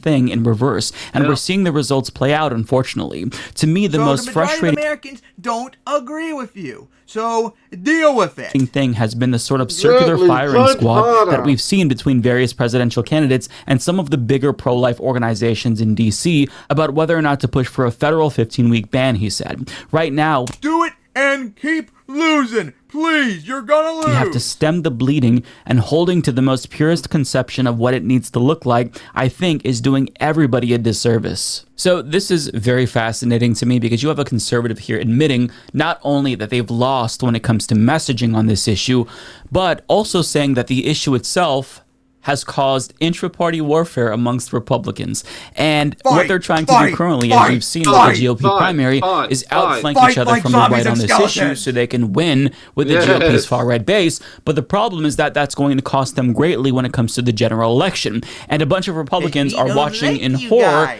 as this happens because they're realizing that this is just a losing issue for them, and there's no way around that. Like I said, I don't know who I'd be voting for in 2024, but I know I cannot happily wait for my state to make abortion illegal in our Constitution. Oh boy, I cannot wait to see you have meltdowns as I smile and put that in my vote. Continuing to hyper-focus on this and be very extreme on this issue is going to hurt the entire party. But Republican candidates just won't shut the fuck up about it, and it's making strategists worried. And it's not just the GOP's presidential contenders who are doing this. Remember, in September of last year, right after Kansas voters just rejected the party's first birtherism at the ballot box, Lindsey Graham introduced a national 15-week abortion ban, and even Mitch McConnell ran away from it, knowing that it hurt them in the midterms.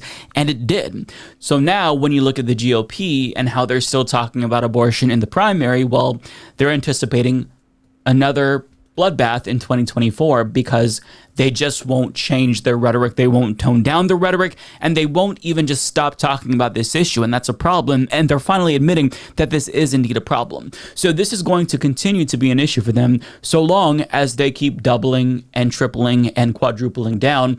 And you have some who are coping and saying, yeah, well, we're just being outspent by the radical left, and others who are like, voters just don't agree with us on this issue, full stop. So here's more from ABC News. Quote, there shouldn't be any sugarcoating over what happened last night. It was a major setback in what became a very public fight between pro-choice and pro-life groups. Bill Stepien, the campaign manager for former President Donald Trump's 2020 campaign, said on Fox News, quote, this happened in Ohio, which is not a pink state anymore. This is a state that is red. The bigger concern is what this means for 2024.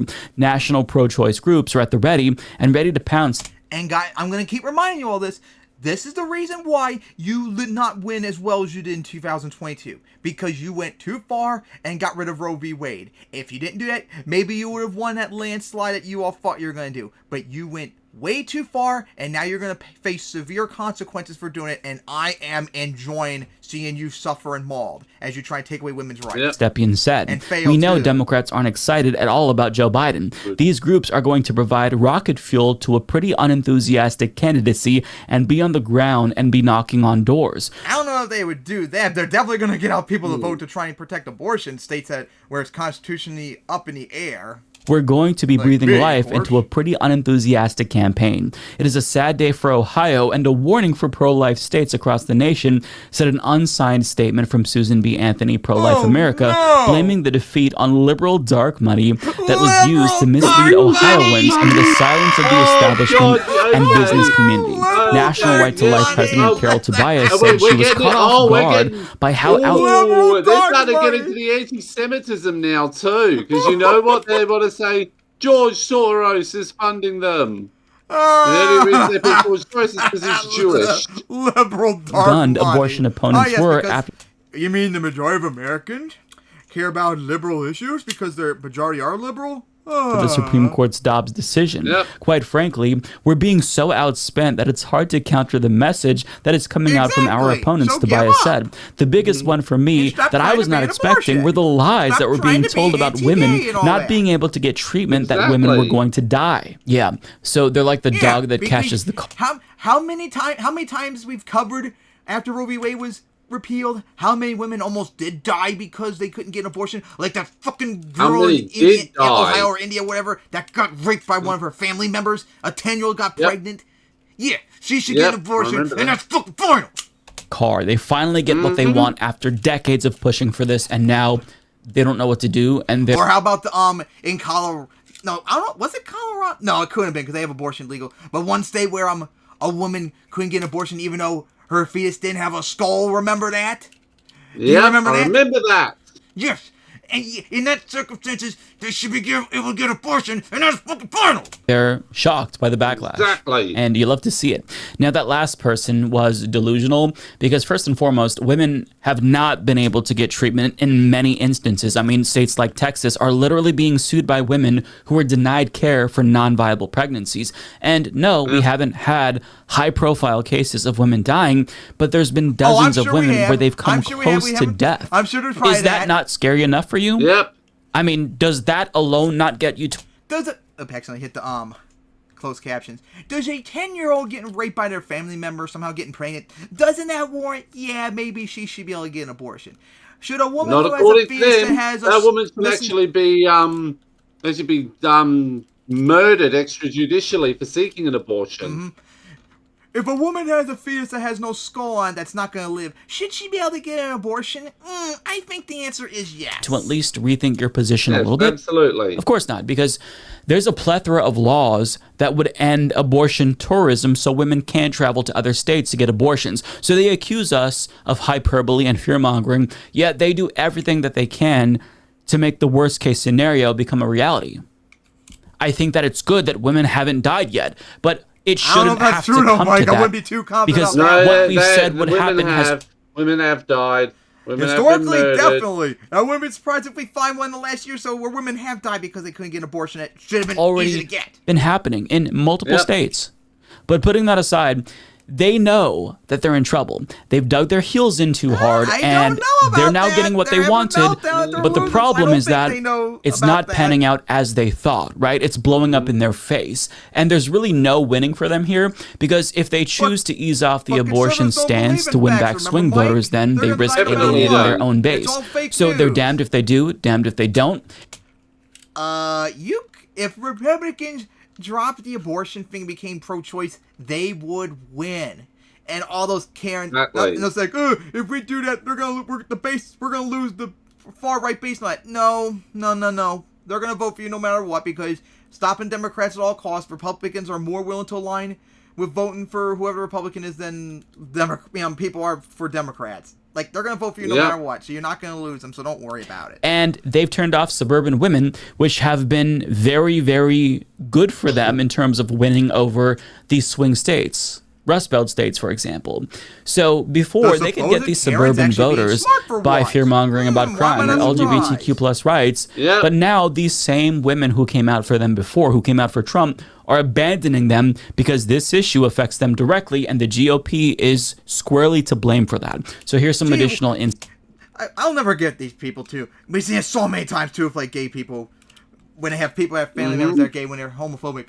If it takes why does it take something that affects you personally before you change your mind on it? Like, are you Karen suburban women that like voted for Republicans all the time, whatever? Why is it that now you're not gonna vote for them because they banned abortion? Why couldn't you see it beforehand that they were fascists like we did? It should have been very obvious you don't vote for them, period. Not just because, it affects me personally. Like, come on. Say, courtesy of MSNBC. Women were very clear in their rejection of extremism in this election. And there's no doubt that our desire, that our demand to get our reproductive rights back is a huge motivating force in this election. But voters, suburban women, are who we represent, and it's just incredible to see these election results tonight. You know, counties in the suburbs that actually went for Republicans in the U.S. Senate and governor's race in 22 are voting overwhelmingly no tonight. And we're also even seeing that in our sort of exurban, more rural counties too. It's just incredible. These counties, some of them, J.D. Vance won by 60, 70%. They are voting no too. And in my own county, Cuyahoga County, which is one of our urban counties. The North counties. Carolina Republican was planning to introduce a bill that would have legalized extrajudicial murder for women seeking abortion. Oh, do I need to remind you about Todd, if it's a legitimate rape, Aiken from 2012? Yep, I remember that. Where Cleveland is, but also has tons of suburbs. This is one of the places where we had to go big. And in 2022, our turnout just wasn't enough to carry the state. But we are seeing a dramatic difference tonight. Just turnout is blowing everyone out of the water, everyone's expectations. It is good to be an Ohioan tonight. And I think the ramifications are huge, not just for the rejection of extremism in Ohio, but Republicans, they have gone too far all across this country. It's not just Trump. And this is a big message against extremism tonight. Yeah. So basically, if polls weren't the wake-up call that Republicans needed to wake up on this issue, then, these results from these elections should be. But, again, they're dealing with this issue where they really can't move, because if they alienate their own base, then that's also going to cost them. Yeah. So really all Democrats have to do is make the 2024 election about abortion. They don't really have to do anything else. You could be a corporate Democrat and do nothing else. But if you make this issue about abortion and you say that you're going to protect reproductive health care, you have an advantage built in. So Republicans fucked up, and they know it. And I enjoy watching them scramble. But if you think they're going to reverse course, I don't think that's going to be the case. What we're going to see is more scrambling, where they try to gin up different culture war issues to distract you from the thing that you're really pissed off about. But at the end of the day, this thing has a real material, concrete effect on the people. I swear, can there be one movie where you don't cry about people? Can you stop crying about every single movie? It's getting annoying. Who previously voted for them, suburban women across the country. So you can't put the cat back in the bag, right? They can't undo the damage that they've caused. They fucked up royally. So unless there's some other issue that's more salient than abortion, well, they're going to have to live with this mistake unless they choose to change. But again, if they do that, they alienate their own base. So they're just kind of fucked right now. And You love to see it, because this party isn't just bad with regard to the issue of abortion. They are an bad on authoritarian, everything. fascistic organization, and the more that they are kept out of power because of their They're bad own enough that evilness they're and stupidity, the anti-democratic, better and off the therefore country really and the should be world will be, possibly literally. banning them. Mm-hmm. But you can't be anti-democracy in America, buddy. If you don't accept the results, then you really should have your party banned. Period. So yeah, we're gonna say about the Malden that they can't ban abortion in another state. All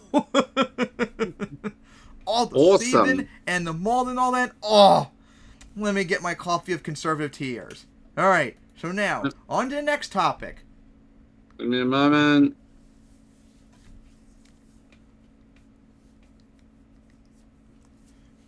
What's the next topic? PragerU allowed in Florida schools. Hey, finally we're gonna get Kyle for once. So yeah, good old PragerU, which by the way, we planned like 2 years ago on a special last episode where we would just cover PragerU videos. We need to do that one day again, but oh man, it's been so many years since I've last seen the thousands of videos. They probably made sense. Oh man, it'll be probably so difficult to go through them all. So yeah, recently PragerU, that piece of shit far-right channel, thanks to Ron DeSantis, has been allowed in Florida schools, even though they're propaganda, so they shouldn't be allowed, period. As PragerU, desperate to try and get kids involved. Hey, remember when they always say keep politics out of kids, yet they're doing that right now? Yep. Maybe they do want it to be political, they just don't agree with it when it goes against them. Now, my vote reality has a liberal bias. So yeah, they're doing PragerU on it, and oh boy, they funny enough get into more slavery defense as we've seen in the last month now. Of Which, course. oh boy, thankfully Kyle is going to get into their awesome Jefferson Davis video from 2 years ago. Remember that? Yep, That's I going to be remember awesome that. to see that again. Alright, so let's see. PragerU, oh my god, being allowed in schools when they're not a real thing. They're stupid. So Florida has been They're crusading evil. for what they view as like, we need to have a proper education system. We need to teach promote our kids the fascism. right way. And of course, in service of that, what have they done? They've banned AP African American Studies. Yeah, that was because it recently includes some covered. elements of CRT, which they find unconscionable. Book They bans. also had banned AP Don't say Psychology, gay. but recently reversed it because there was such an outcry and such a backlash. They're like, okay, I cry uncle. Okay, we'll put that back. And of course, you have the classic examples, and we've gone through them with a fine-tooth comb. The book bans in school libraries and school classroums. You had elementary school teachers literally covering up their bookshelves because Censoring an books? official of the That state doesn't sound government is going very to go pro-American through book by now, book and does approve it? them. No. You have these books that had nothing to do with extremism, nothing to do with, Maybe that's why, Kyle, because they're not extreme in their eyes. We gave you They some of want the specifics extremist on books. these. I'm blanking They on them want now, full- or at least I don't know if these they were want particularly in full-blown Florida. Lost There's a book on Cause the books Holocaust that was everywhere. banned. There's a book on like Exactly. a black female basketball player that was banned. There was one in Ohio where it was like a Where's it's the okay to be a books unicorn about book, which is it slaves preaches the were idea useful that differences for- are okay. to You be should a accept pre-social yourself. security? That was banned. Where's Like so the many books things on how that are not even slaves learn borderline skills were the banned. enslaved? Right? We want And these so, books everywhere. This is what they mean when they're, we're going to clean up the education Where's system. the They mean books we're going to be about more war of authoritarian. northern aggression? And really, the reality is we're going to try to Exactly. enforce our own political ideology of conservatism, of American exceptionalism on everybody. So in other words, look, my belief when it comes to education is Where's the books on Yankee Go Home? give all the facts, And the good let and us the bad, live in the land of Dixie and and then peace. after that, yeah, people can discuss their opinions, you Exactly. can get into disagreements, etc. But facts first, teach the good and the bad and everything in between, right? What that's the thing, Florida's though. approach is, and what Ron Things DeSantis' bad approach things go against is- conservative is, values. no, Everybody I just can't want you to have do that, propaganda remember? in my political direction. Ironically, they scream, like, oh, the leftists are propagandizing everybody and indoctrinating everybody, when he's like, I want to be the one to propagandize and indoctrinate everybody into my ideology Liberal of bias, conservatism and facts, American and exceptionalism. reality. So, It hurts, but as they pretend they're Exactly. cleaning up the school system, Yep. they're like, I got it. Let's teach PragerU slavery bad, to kids. okay? Now, Native for those of you who American don't know, genocide, very PragerU, bad, that stands for okay? Prager University. Those are facts. Let's They're not not argue Creationism, them. They're totally creationism unaccredited. wrong, It is a right-wing okay? propaganda outlet. This is not debatable. That's what it is. Now you can like them, dislike them, agree with them, disagree with them, but it's not. They're not serious academics Racism and intellectuals, bad, and they're not given okay? a America, neutral, very racist or I past, shouldn't even okay? use the word Let's neutral, point that out. objective version of history. They're not doing that. We don't care about So lost guess causers. what? Now we learn this. This is from Brian Tyler Cohen. He's citing the Orlando Sentinel. Florida schools are now teaching kids using Prager University videos, a far-right propaganda organization that isn't actually a university. One video features a cartoon Christopher Columbus saying, quote, "Being taken as a slave is better than being killed." Now, some of the more literal-minded might think of it, what's the Christopher problem? Columbus, the beginner of the Native That's true, American right? Would you rather genocide. be a slave than be killed? Tens of millions killed First of all, because no, of that's him. debatable. Second of all, Someone why knows would they what make this argument? Yeah. I'll tell you why they make this argument. Because when it comes to American exceptionalism, Have any of you ever heard the Tainamo people? I think when they're it's our called enemy countries, on Hispaniola, which is the island that Haiti and Dominican Republic are on. The island had I think it was 5 million people there. Tainamo, and pretty much the Spanish drove them all to extinction less than 60 years. 5 million people dead like that. Yep. And that's just Hispaniola. There's tens of millions of Native Americans across the North American continent, and almost all of them were all wiped out. All because we began with one man. And of course, America is also part of it too, because we did manifest destiny and genocided and took their land. And that's why, in that regard, America bad, okay? Black and white. Yep. Everything's black Don't forget, and white. Russia did something similar. So Russia and China have been doing similar things. Good. Look at what Iran Also, does. Russia, China bad as well. For those of you, look at what North Korea does. So those who claiming the true lefties who are just America baddest. New World colonization bad, okay? Scramble for Africa bad, okay? Yep. They're all bad, okay? Let's just acknowledge that instead of trying to defend one side. Black and white. When it comes to our own egregious crimes, well, pedophilia bad. America good, okay? They would say maybe some silver linings. America that was always the whole good, scandal okay? recently where they were just trying to make the argument that a lot of slaves America should literally rule the world and be the only person in the world. Republicans came out and were like, "What are you doing? No, slavery wasn't like a jobs program. What are you talking about? Why would you covered emphasize that last time point?" And again, too. it's because under American exceptionalism, when we do bad things, it doesn't really count. They're mitigating. And like I factors. said to Nabil, I'm sure slaves did get skills from being slaves. Guess what? Slavery bad, okay? It's not really something we should we should not make it a positive thing about slavery, okay? As I said, slavery bad, slavery very, very bad, okay? Let's just point that out and just leave all the possible positives to the side because slavery bad. It's complex and it's complicated, but when the enemy countries do bad things, oh my, it's black and white. Yeah, I'm sure Ron DeSantis would teach a nuanced retelling of the history of socialism, right? Of course he wouldn't. Okay. So here we go. Fascism Europe bad. draw the line at things like eating people and human sacrifice. Some of the native folks from where I just left do those things regularly. So the Native Americans are eating people and doing human sacrifice. Gee, I wonder why they would want to portray Native Americans as absolute savages. I mean, it's not like the because Europeans we did that engaged too in westward historically as expansion well. and with the that Trail of time Tears also, and right? Manifest Destiny and did a genocide of them? Could that be? Yeah. So in other words, we want to whitewash the fact that in this instance, we were insane criminals. And I say we loosely. Of course, I didn't do it and you didn't do it and nobody alive today did it. But the fact of the matter is the United States of America, the government, Christopher Columbus did bad, that. okay? That's what Very, they very did. bad, okay? That's what Christopher Columbus evil and should be removed. It should be not only condemned. He should be everything that he said that he did. His entire history should be everything should be said about him. Anything positive about him should be better. Should actually be removed. Only negativity. Human sacrifice. Maybe they're actually evil. Because he is. He's evil. He's literally evil. Peaceful paradise. He knew what he was doing because he's evil and really says that. Nobody really hated believes that. everyone that he Teach encountered. an accurate and nuanced version of Native American history. Were they warring with each other? Absolutely. Does that justify us coming in and wiping everybody out? No. But Kyle, disease and all that, they were not capable of handling old world diseases.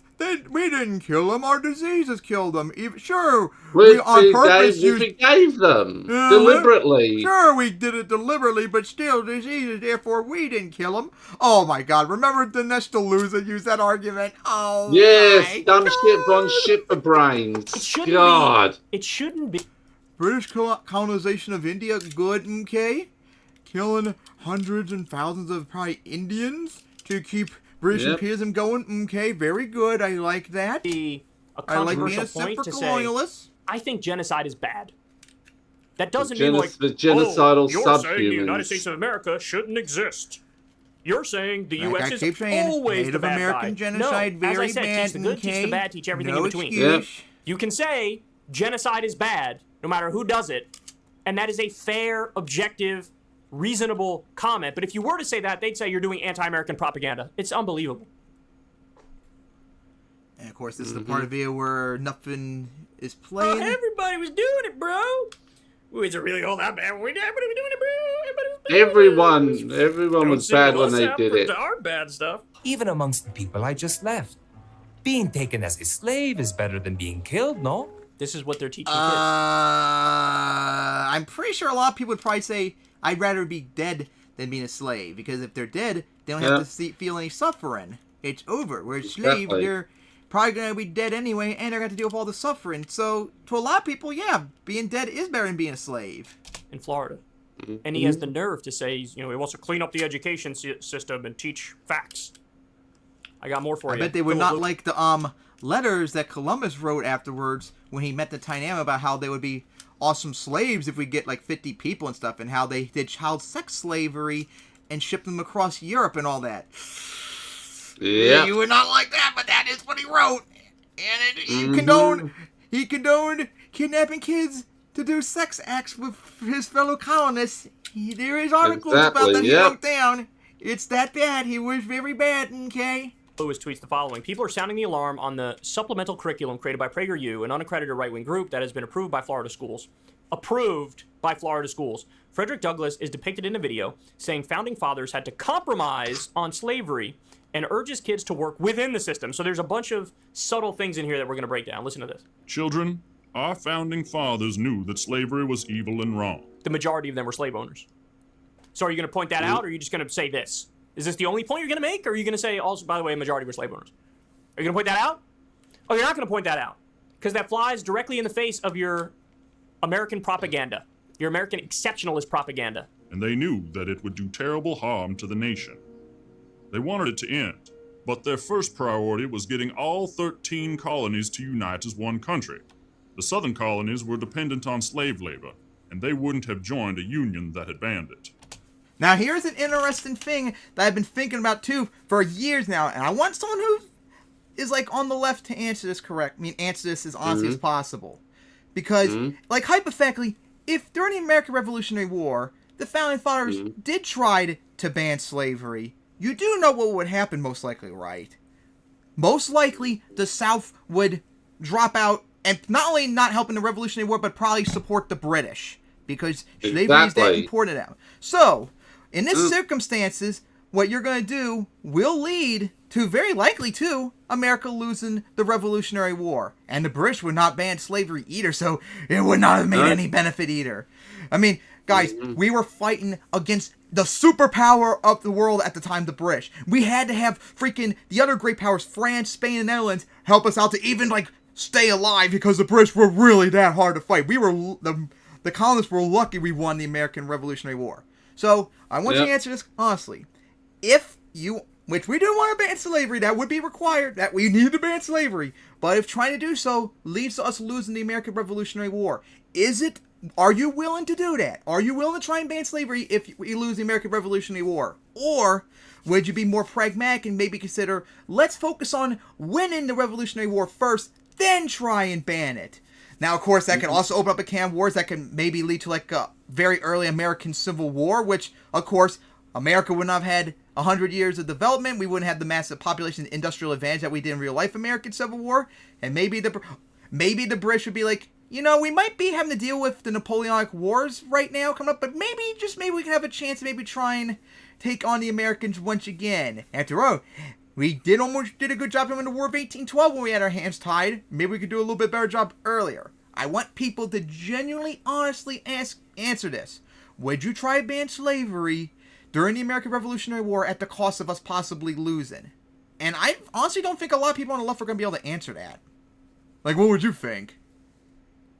Like, probably wouldn't, if only because we want to hold off the Just hold off the British and then be like, right.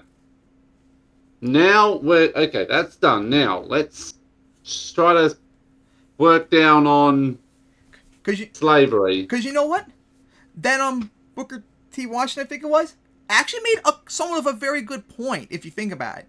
You can make the argument that, hey, us trying to ban slavery right now during the American Revolutionary War could cost us losing the war. Like, South would, like, lose no interest and help out the British. You could make that argument and not be, like, pro-slavery, necessarily. Like, you could make that argument. And that's being, like, nuanced and thinking about, like, the consequence of trying to do the right thing.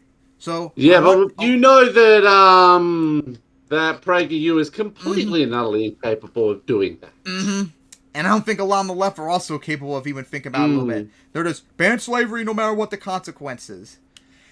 Which I agree with, but you gotta realize the major consequences of America losing the war. It's an ideal. Like I said, it's an ideal, but kind of impractical. Mm-hmm.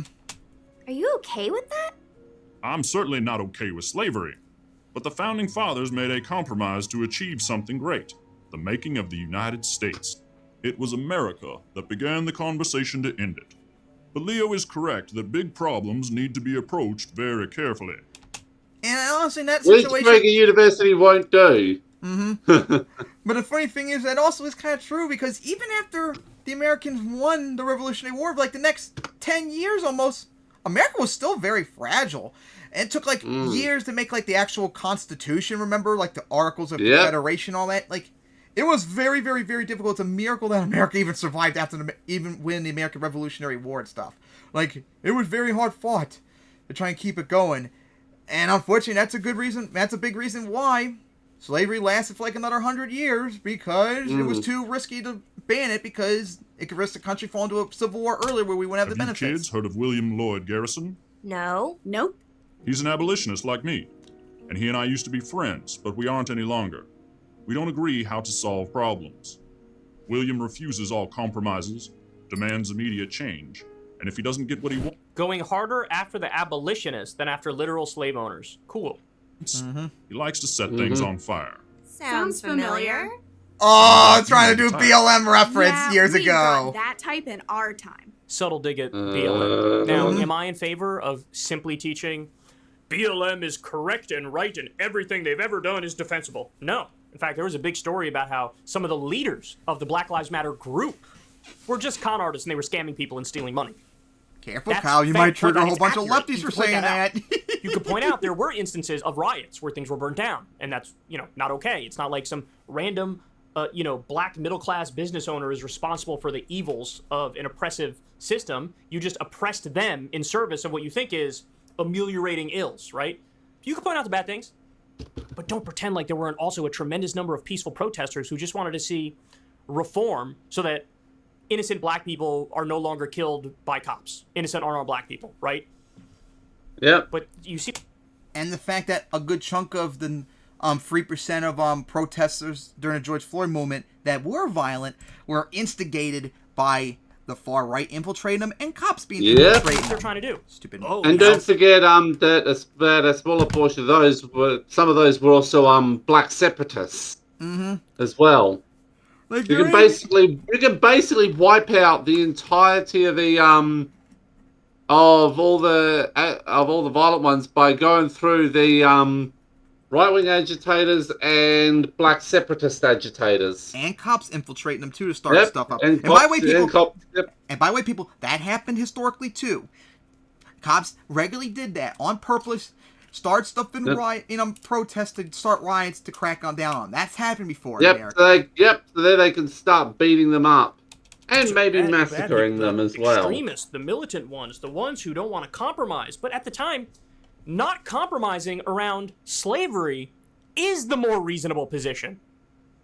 And they make it seem like it's insane. You're trying to work for change inside of the American system. Precisely, Layla. Our system is wonderful.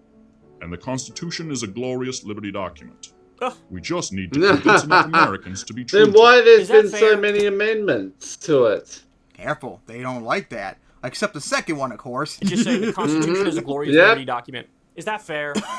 when it had the freaking Oh, they don't even properly understand now, I'm not it. saying you throw the baby out with the bathwater. I'm not saying you only teach the bad things. You teach both. Freedom of speech, free expression, free protest. That was genius. That was brilliant. Separation of powers. That was brilliant. 3/5 compromise. Absolutely objectively horrible. God, although, to be fair, that was probably the best they could do at that time, DeSantis, Kyle. Florida approves classroom videos that compare climate activists to Nazis. Ah, yes. This What is the PragerU stuff. prevent climate change? You're a Nazi. I got one more for you. PragerU, Yeah. just so you know, they try to hide their power level. Oh, yeah. Basically, Oh, agree yeah. with us Here and we everything, go. we're Oh, communists. boy, we're getting into it now. We're about to get into, like, the best PragerU video ever, guys. This video was so insane, they literally deleted, like, the next day because it was that wild. It was a video on how they defended Robert E. Lee, the Confederacy's main general, and oh boy, yes. it's wild. Yes, You know what that Confederates, means? That means when Prager really thinks about stuff, greatest and when people treasonous affiliated with this terrorists. project, who work on this project, really think about stuff, they cloak it, they hide it, they This try is to. how bad is this, like the guys? things that you're seeing here, this is them trying to be more. A video so bad they deleted the next day. Because their actual views are all a to lot defend darker Robert E. Lee than what they're monuments. proposing. Here's a great example of it. This is a video. And the video was so cringe, they inadvertently defend slavery, too. Which is kind of funny because of all the Republicans lately that are defending slavery now. That was deleted by PragerU because of the colossal backlash from everybody. But this is who these people really are. Look at this. Who was Robert E. Lee?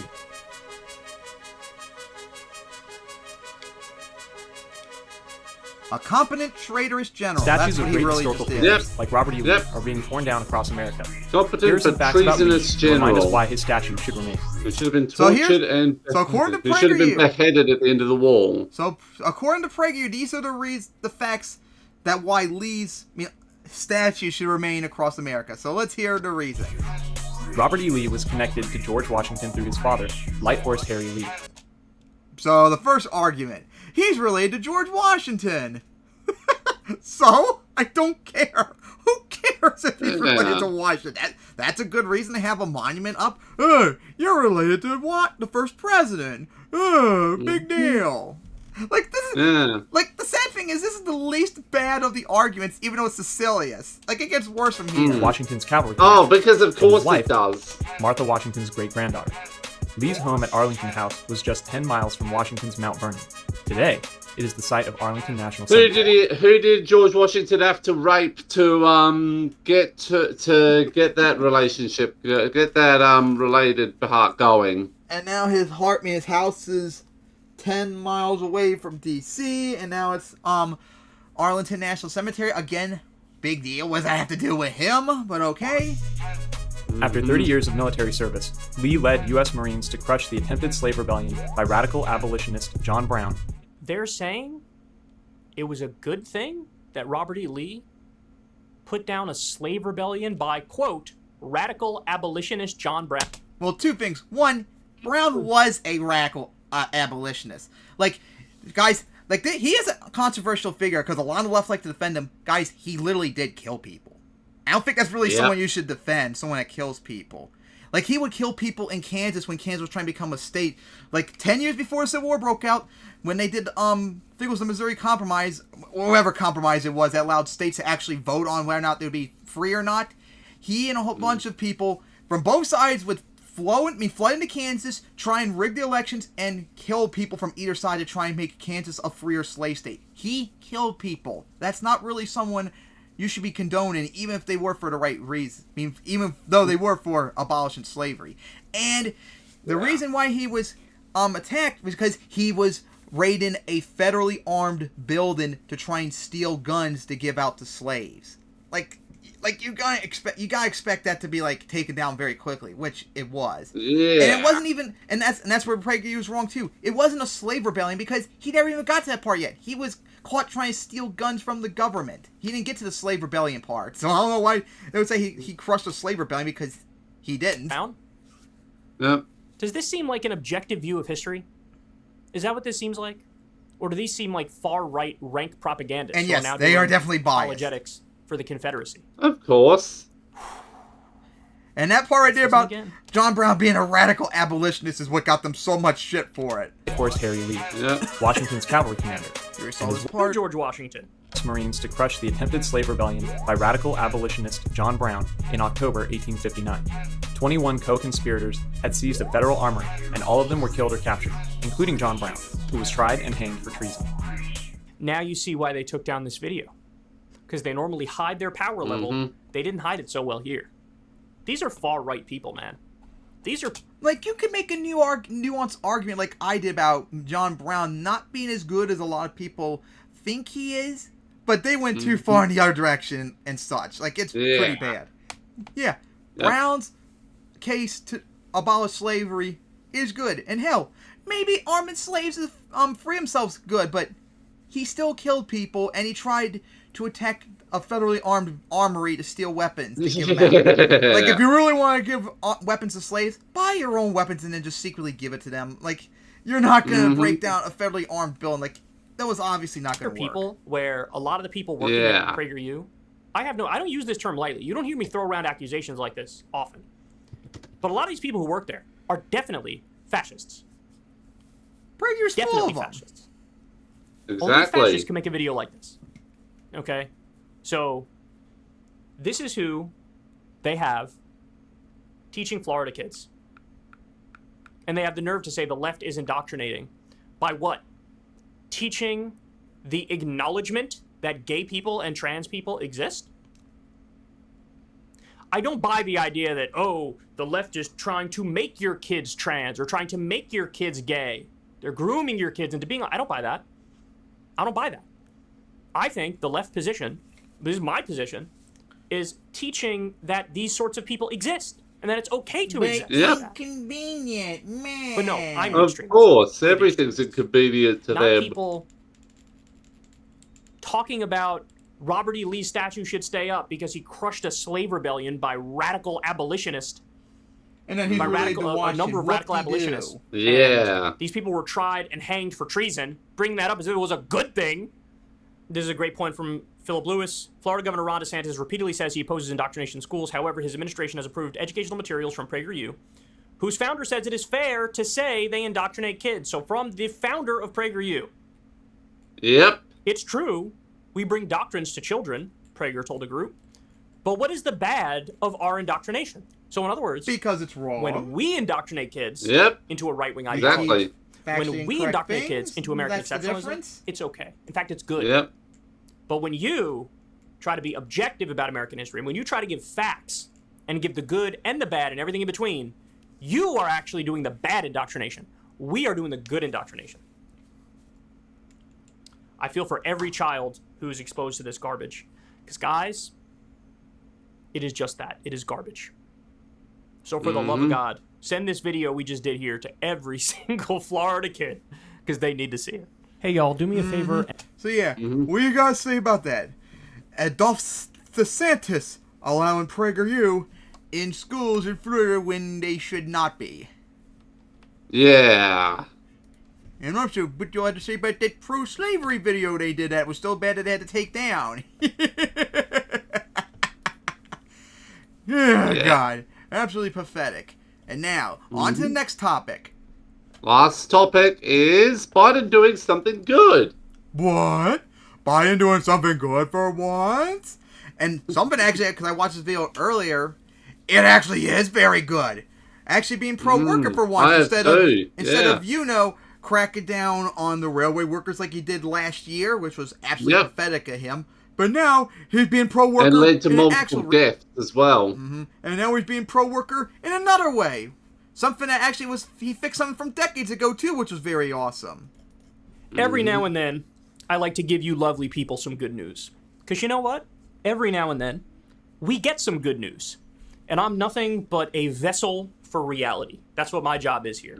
So I'm not what we call a narrative humper, which is I have, you know, one narrative and I keep going back to it and point it out over and over. No, I embrace the nuance. I embrace the fact that the world is messy and complicated, and sometimes you get horrendous news and sometimes you get good news. Well, today, like I said, I have great news for you. So this is in the American Prospect, which, by the way, is a phenomenal outlet. You should definitely check it out. It's David Dayen's outlet. Look at this. Biden administration to restore labor rule gutted in the 1980s. The Department of Labor plans to reverse the neoliberal era gutting of a law that stopped contractors from bidding down wages in federal procurement. So in other words, and they'll go on to explain this in more detail. all the way in Carter and then Ronald Reagan in the 1980s. It when was this shit started, let's neoliberalization go. of the government. It was full, embrace the free market, embrace deregulation, embrace low taxes on the rich. And prior to that, we had the New Deal Lord era, and Savior where that was not the idea. capitalism. And during the New Deal era, it was like the government has a role in the economy. The government should be the spender of last resort. Should provide people with jobs. We should tax the wealthy and redistribute it with social safety net programs. We should regulate business to make sure they don't abuse the public. And so Biden is looking at this and he's going, okay, this rule doesn't make any sense. I want workers to get paid more, so let's go ahead and change this rule so they get paid more. President Joe Biden is set to restore a New Deal labor rule in what could be the most significant change to construction worker pay since the rule was gutted in the 1980s. Biden already signed project labor agreements. Someone does Basically raises the pay of about 200,000 construction workers who have a contract with the federal government. That was already one of the guy, one of many politicians being animated by the dark side of the force is actually doing something. Like, for example, he stabbed good a railroad for once. That's a bit. union That's in the very back. surprising. Everybody remembers that. And so this is the case with Joe Biden. We see it time and time again. He's got one foot solidly in that neoliberal era, and then he's got one toe slightly dipped back in the New Deal era. He's sort of like riding the line, and his governance has really shown that. There's been many things which are, part and parcel with Bill Clinton and Barack Obama and Ronald Reagan and those types. But then every now and then he gives you a little sprinkle, a little bit of hope, with some genuinely social democratic reform. They say the Department of Labor is preparing to issue a final rule tomorrow on the Davis-Bacon Act, which sets a wage floor for construction workers on public works projects. Davis-Bacon is often known as a prevailing wage, as it refers to the going rate for laborers in a given area. The change could raise the salaries of the lowest paid workers on infrastructure, ranging from highways and bridges to battery plants, hydrogen production facilities, and semiconductor fabs. If upheld in court, it would be a step towards shrinking the wage gap between northern states, which have generally higher worker protections, and the southern and southwest, where contractors are more hostile to unions and reliant on a migrant workforce. By the way, would lower the use of, make it harder to use illegal immigrants that you all on the right cry about, so you should support this then, without question, which means you have to support Dark Brandon for once. New rule is expected to particularly benefit which workers is something in you states don't like Texas, one of the deadliest places for construction workers, and other states lacking their own prevailing wage laws. At the same time, you have Governor Greg Abbott signing a law which bans mandatory water breaks for construction workers working outside. Yeah, especially when we're having, heat waves, which are very common in the South, and people freaking die from heat strokes and all that. Very smart and pro-worker, freaking Def Abbott does down there. Fuck that piece of shit. Biden triple-digit heat. Yep. Biden's going, just wait till well, how about climate no change on that, kills but all also, your workers, then who's going to do all raise your their work pay. then? We're going to That's what he wants. For these he wants a bunch of construction. murders. The rule, which will be finalized by Acting Labor Secretary Julie Su, is expected to be immediately challenged, of course. The Associated Builders and Contractors, ABC, a trade group that fights unionization, could file suit as soon as this week. The DOL could be forced, that's Department of Labor, could be forced to defend the rule for years in court. Another recent rule change was litigated for over a decade. We're always going to keep coming back to this when we talk about the way our system works. If you don't address the judicial tyrants, we will forever be fighting an uphill battle. So the judicial tyrants are the Federalist Society goons who fully believe in this neoliberal era. They trump the fascists Kool-Aid. They believe in trickle-down economics. They believe in deregulation. And when you stack the course with these people, they make bogus constitutional arguments that there's no other option. We are going to pretend that the only constitutional way to govern is in a neoliberal way. You can't do worker protections. You can't do redistribution of wealth. The government can't get too involved in the matters of business. This is their mindset.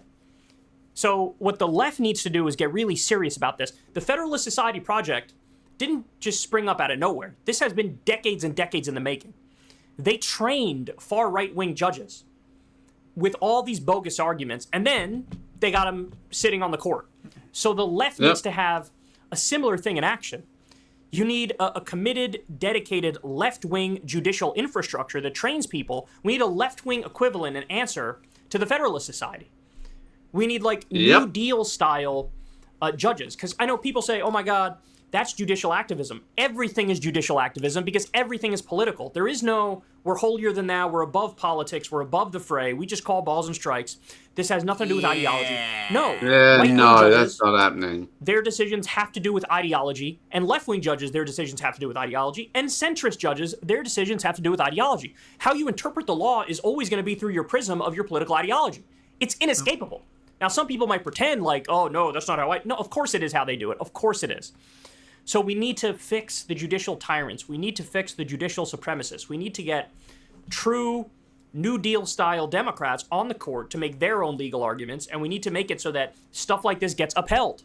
Because if it's not, then even if we get a crusading president to do the right thing, President Bernie Sanders or whoever, President Marianne Williamson, they could run into a brick wall if they say, oh, you know what, it's actually unconstitutional to do Medicare for all. It's like, what? It's not clear how soon the new Davis-Bacon rules will take effect. In general, agencies set regulatory effective dates 30 to 60 days after publication of a rule, but making regulated parties more time to come into compliance. Anticipating new government incentives from bills such as the Chips and Science Act, clean tech, and advanced electronics companies have broken ground on new plants. Since the start of 2022, construction spending on new factories has more than doubled.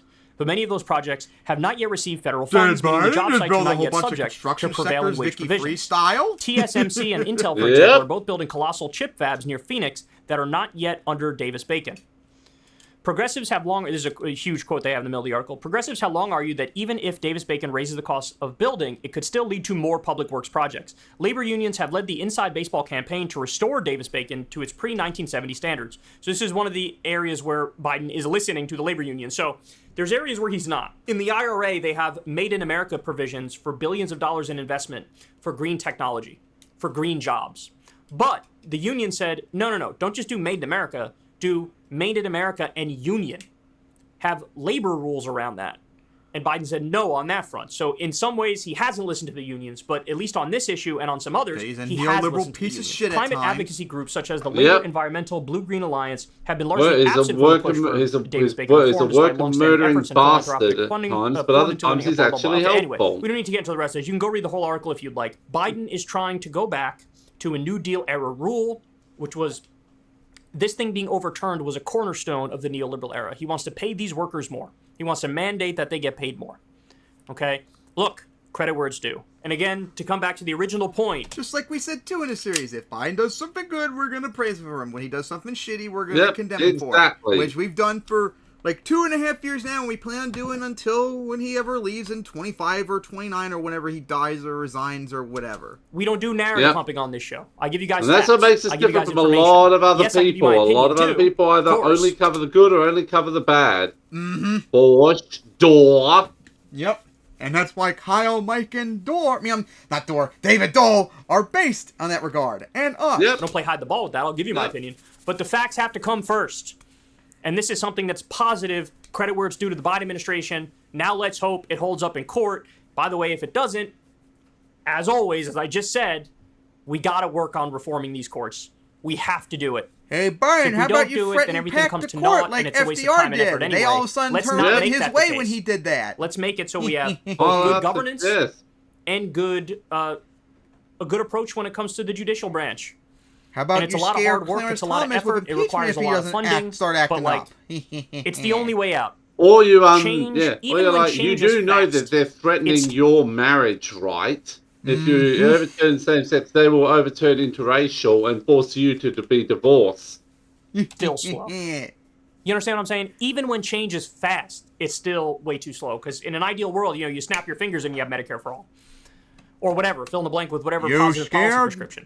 But it doesn't work like that. Even if we did get Medicare for all, literally today on paper, it'd be a tremendous amount of work and a tremendous number of court cases. And it's so much work and effort. And that's the uphill battle that we fight. But at least now we're moving in the right direction on an issue like this. And I hope that, again, we can get these courts to fall in line. The left has an answer for the Federalist Society.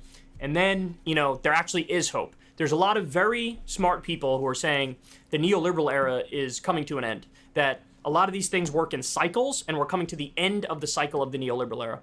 I am kind of skeptical of that idea, because I think the reason we're in the neoliberal era is the legalization of bribery and corruption in this country, and we still have legalized bribery and corruption.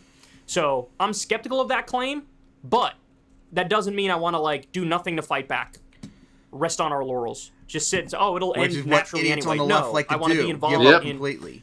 trying to beat it back, trying to win Like New when they Deal style refuse to vote protections for and higher Democrats wages. if they're And this is progressive, definitely like the beginning Bernie, of like that. a whole One bunch more have point I done. wanted to make about the neoliberal era, at least in part, showing some signs of coming to a close.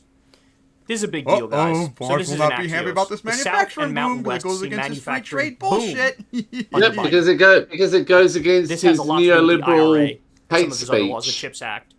Now, Because there's remember, parts of the Vaush laws you might is take created issue by the with, and I CIA understand to that, and you be get to into the finer funnel points of it, but lefties into being as a general neoliberal rule, POSs. these things are good. Look at this. Doors just funneling people up towards them, going all the way around to go from true lefties to fascists. Like Hinckelberg. Yes, like Jason Dinkelberg. Yep, according to this thing, every state except Vermont and Alaska have had manufacturing jobs increased. So, if it's dark purple, it's a jump of 10% or more in manufacturing jobs. If it's light purple, it's between 5 and 10%. 6.4% increase overall. If it's very light purple, it's between 0 and 5% increase. There's only 2 states in the country where there's been a net decrease in manufacturing jobs. Everywhere else, you're gaining some manufacturing jobs. So they go on to explain the U.S. economy has added some 800,000 manufacturing jobs nationwide under Biden. That's a big, big deal. And if Joe Biden ends up winning re-election, this is definitely one of the biggest reasons why. Because no matter what, I honestly think if he wins, it's going to be more because Trump is so terrifying that people are just going to vote for Biden no matter what. Yeah. I think that's going to be more to it. The only way I could see Biden win because of his accomplishments, he would have to like massively turn around this last year and a half and become like full-bore progressive and really go nuts. Then maybe he actually have a chance. Right now, I'm still convinced he's going to win because Trump sucks that bad. Nonsense is going on, no matter how old he appears in his press conferences. If people are going, hey man, you raise my wages. Yeah, like I think there's a few people in things who are like, Joe Biden's becoming a beardless Albus Dumbledore. and yeah, we make fun of him being the oldest president ever, but you know what? If he does the right things like Bernie would have done, then I don't care how old he is. He would still get my vote. Well, he hasn't got my vote yet, but if he actually became progressive, then maybe he could get my vote next time around. Especially since I don't know if I'd vote for Cornell since his Russo-Ukraine tanks are cringe. You got my brother a job, or you revived our small town, which was falling apart at the seams. Can't downplay that. That's real as a heart attack. Hey, y'all, do me a favor and like and subscribe. So, what do you guys say about that? Oh, it's a good thing. First time in a while that's happened. I wonder what the idiots on the left would say about that. And of course, that's right, the idiots on the right would deny it no matter what because Biden bad no matter what. Yeah, and of course, and then we'd wonder what Dora and them would say, since they just hate Biden for everything. I know what they might do. They might be like, manufacturing jobs good. Now let's talk about how Joe Biden is the embodiment of Satan. Oh yeah, didn't for the next 25 minutes. Oh yeah, didn't you notice the last few weeks Dora's been going on about how Biden's worse than Trump and that Biden's a fascist and he'll debate anyone on this, and he seems to cower at fear at debating Adam and Cinch and Kyle now. Yep. Oh, after he got knocked down by Sam Cedar. I mean, I'd understand why. Oh my god. Absolutely sad. When Biden does something good, you need to accept it. End of discussion. It's not that hard. If we can do it and we don't like him, you can do it too. Alright. Exactly. So after like 2 hours, we've finally gone through all the topics. So that is going to wrap it up here. So see you guys next time for episode 83.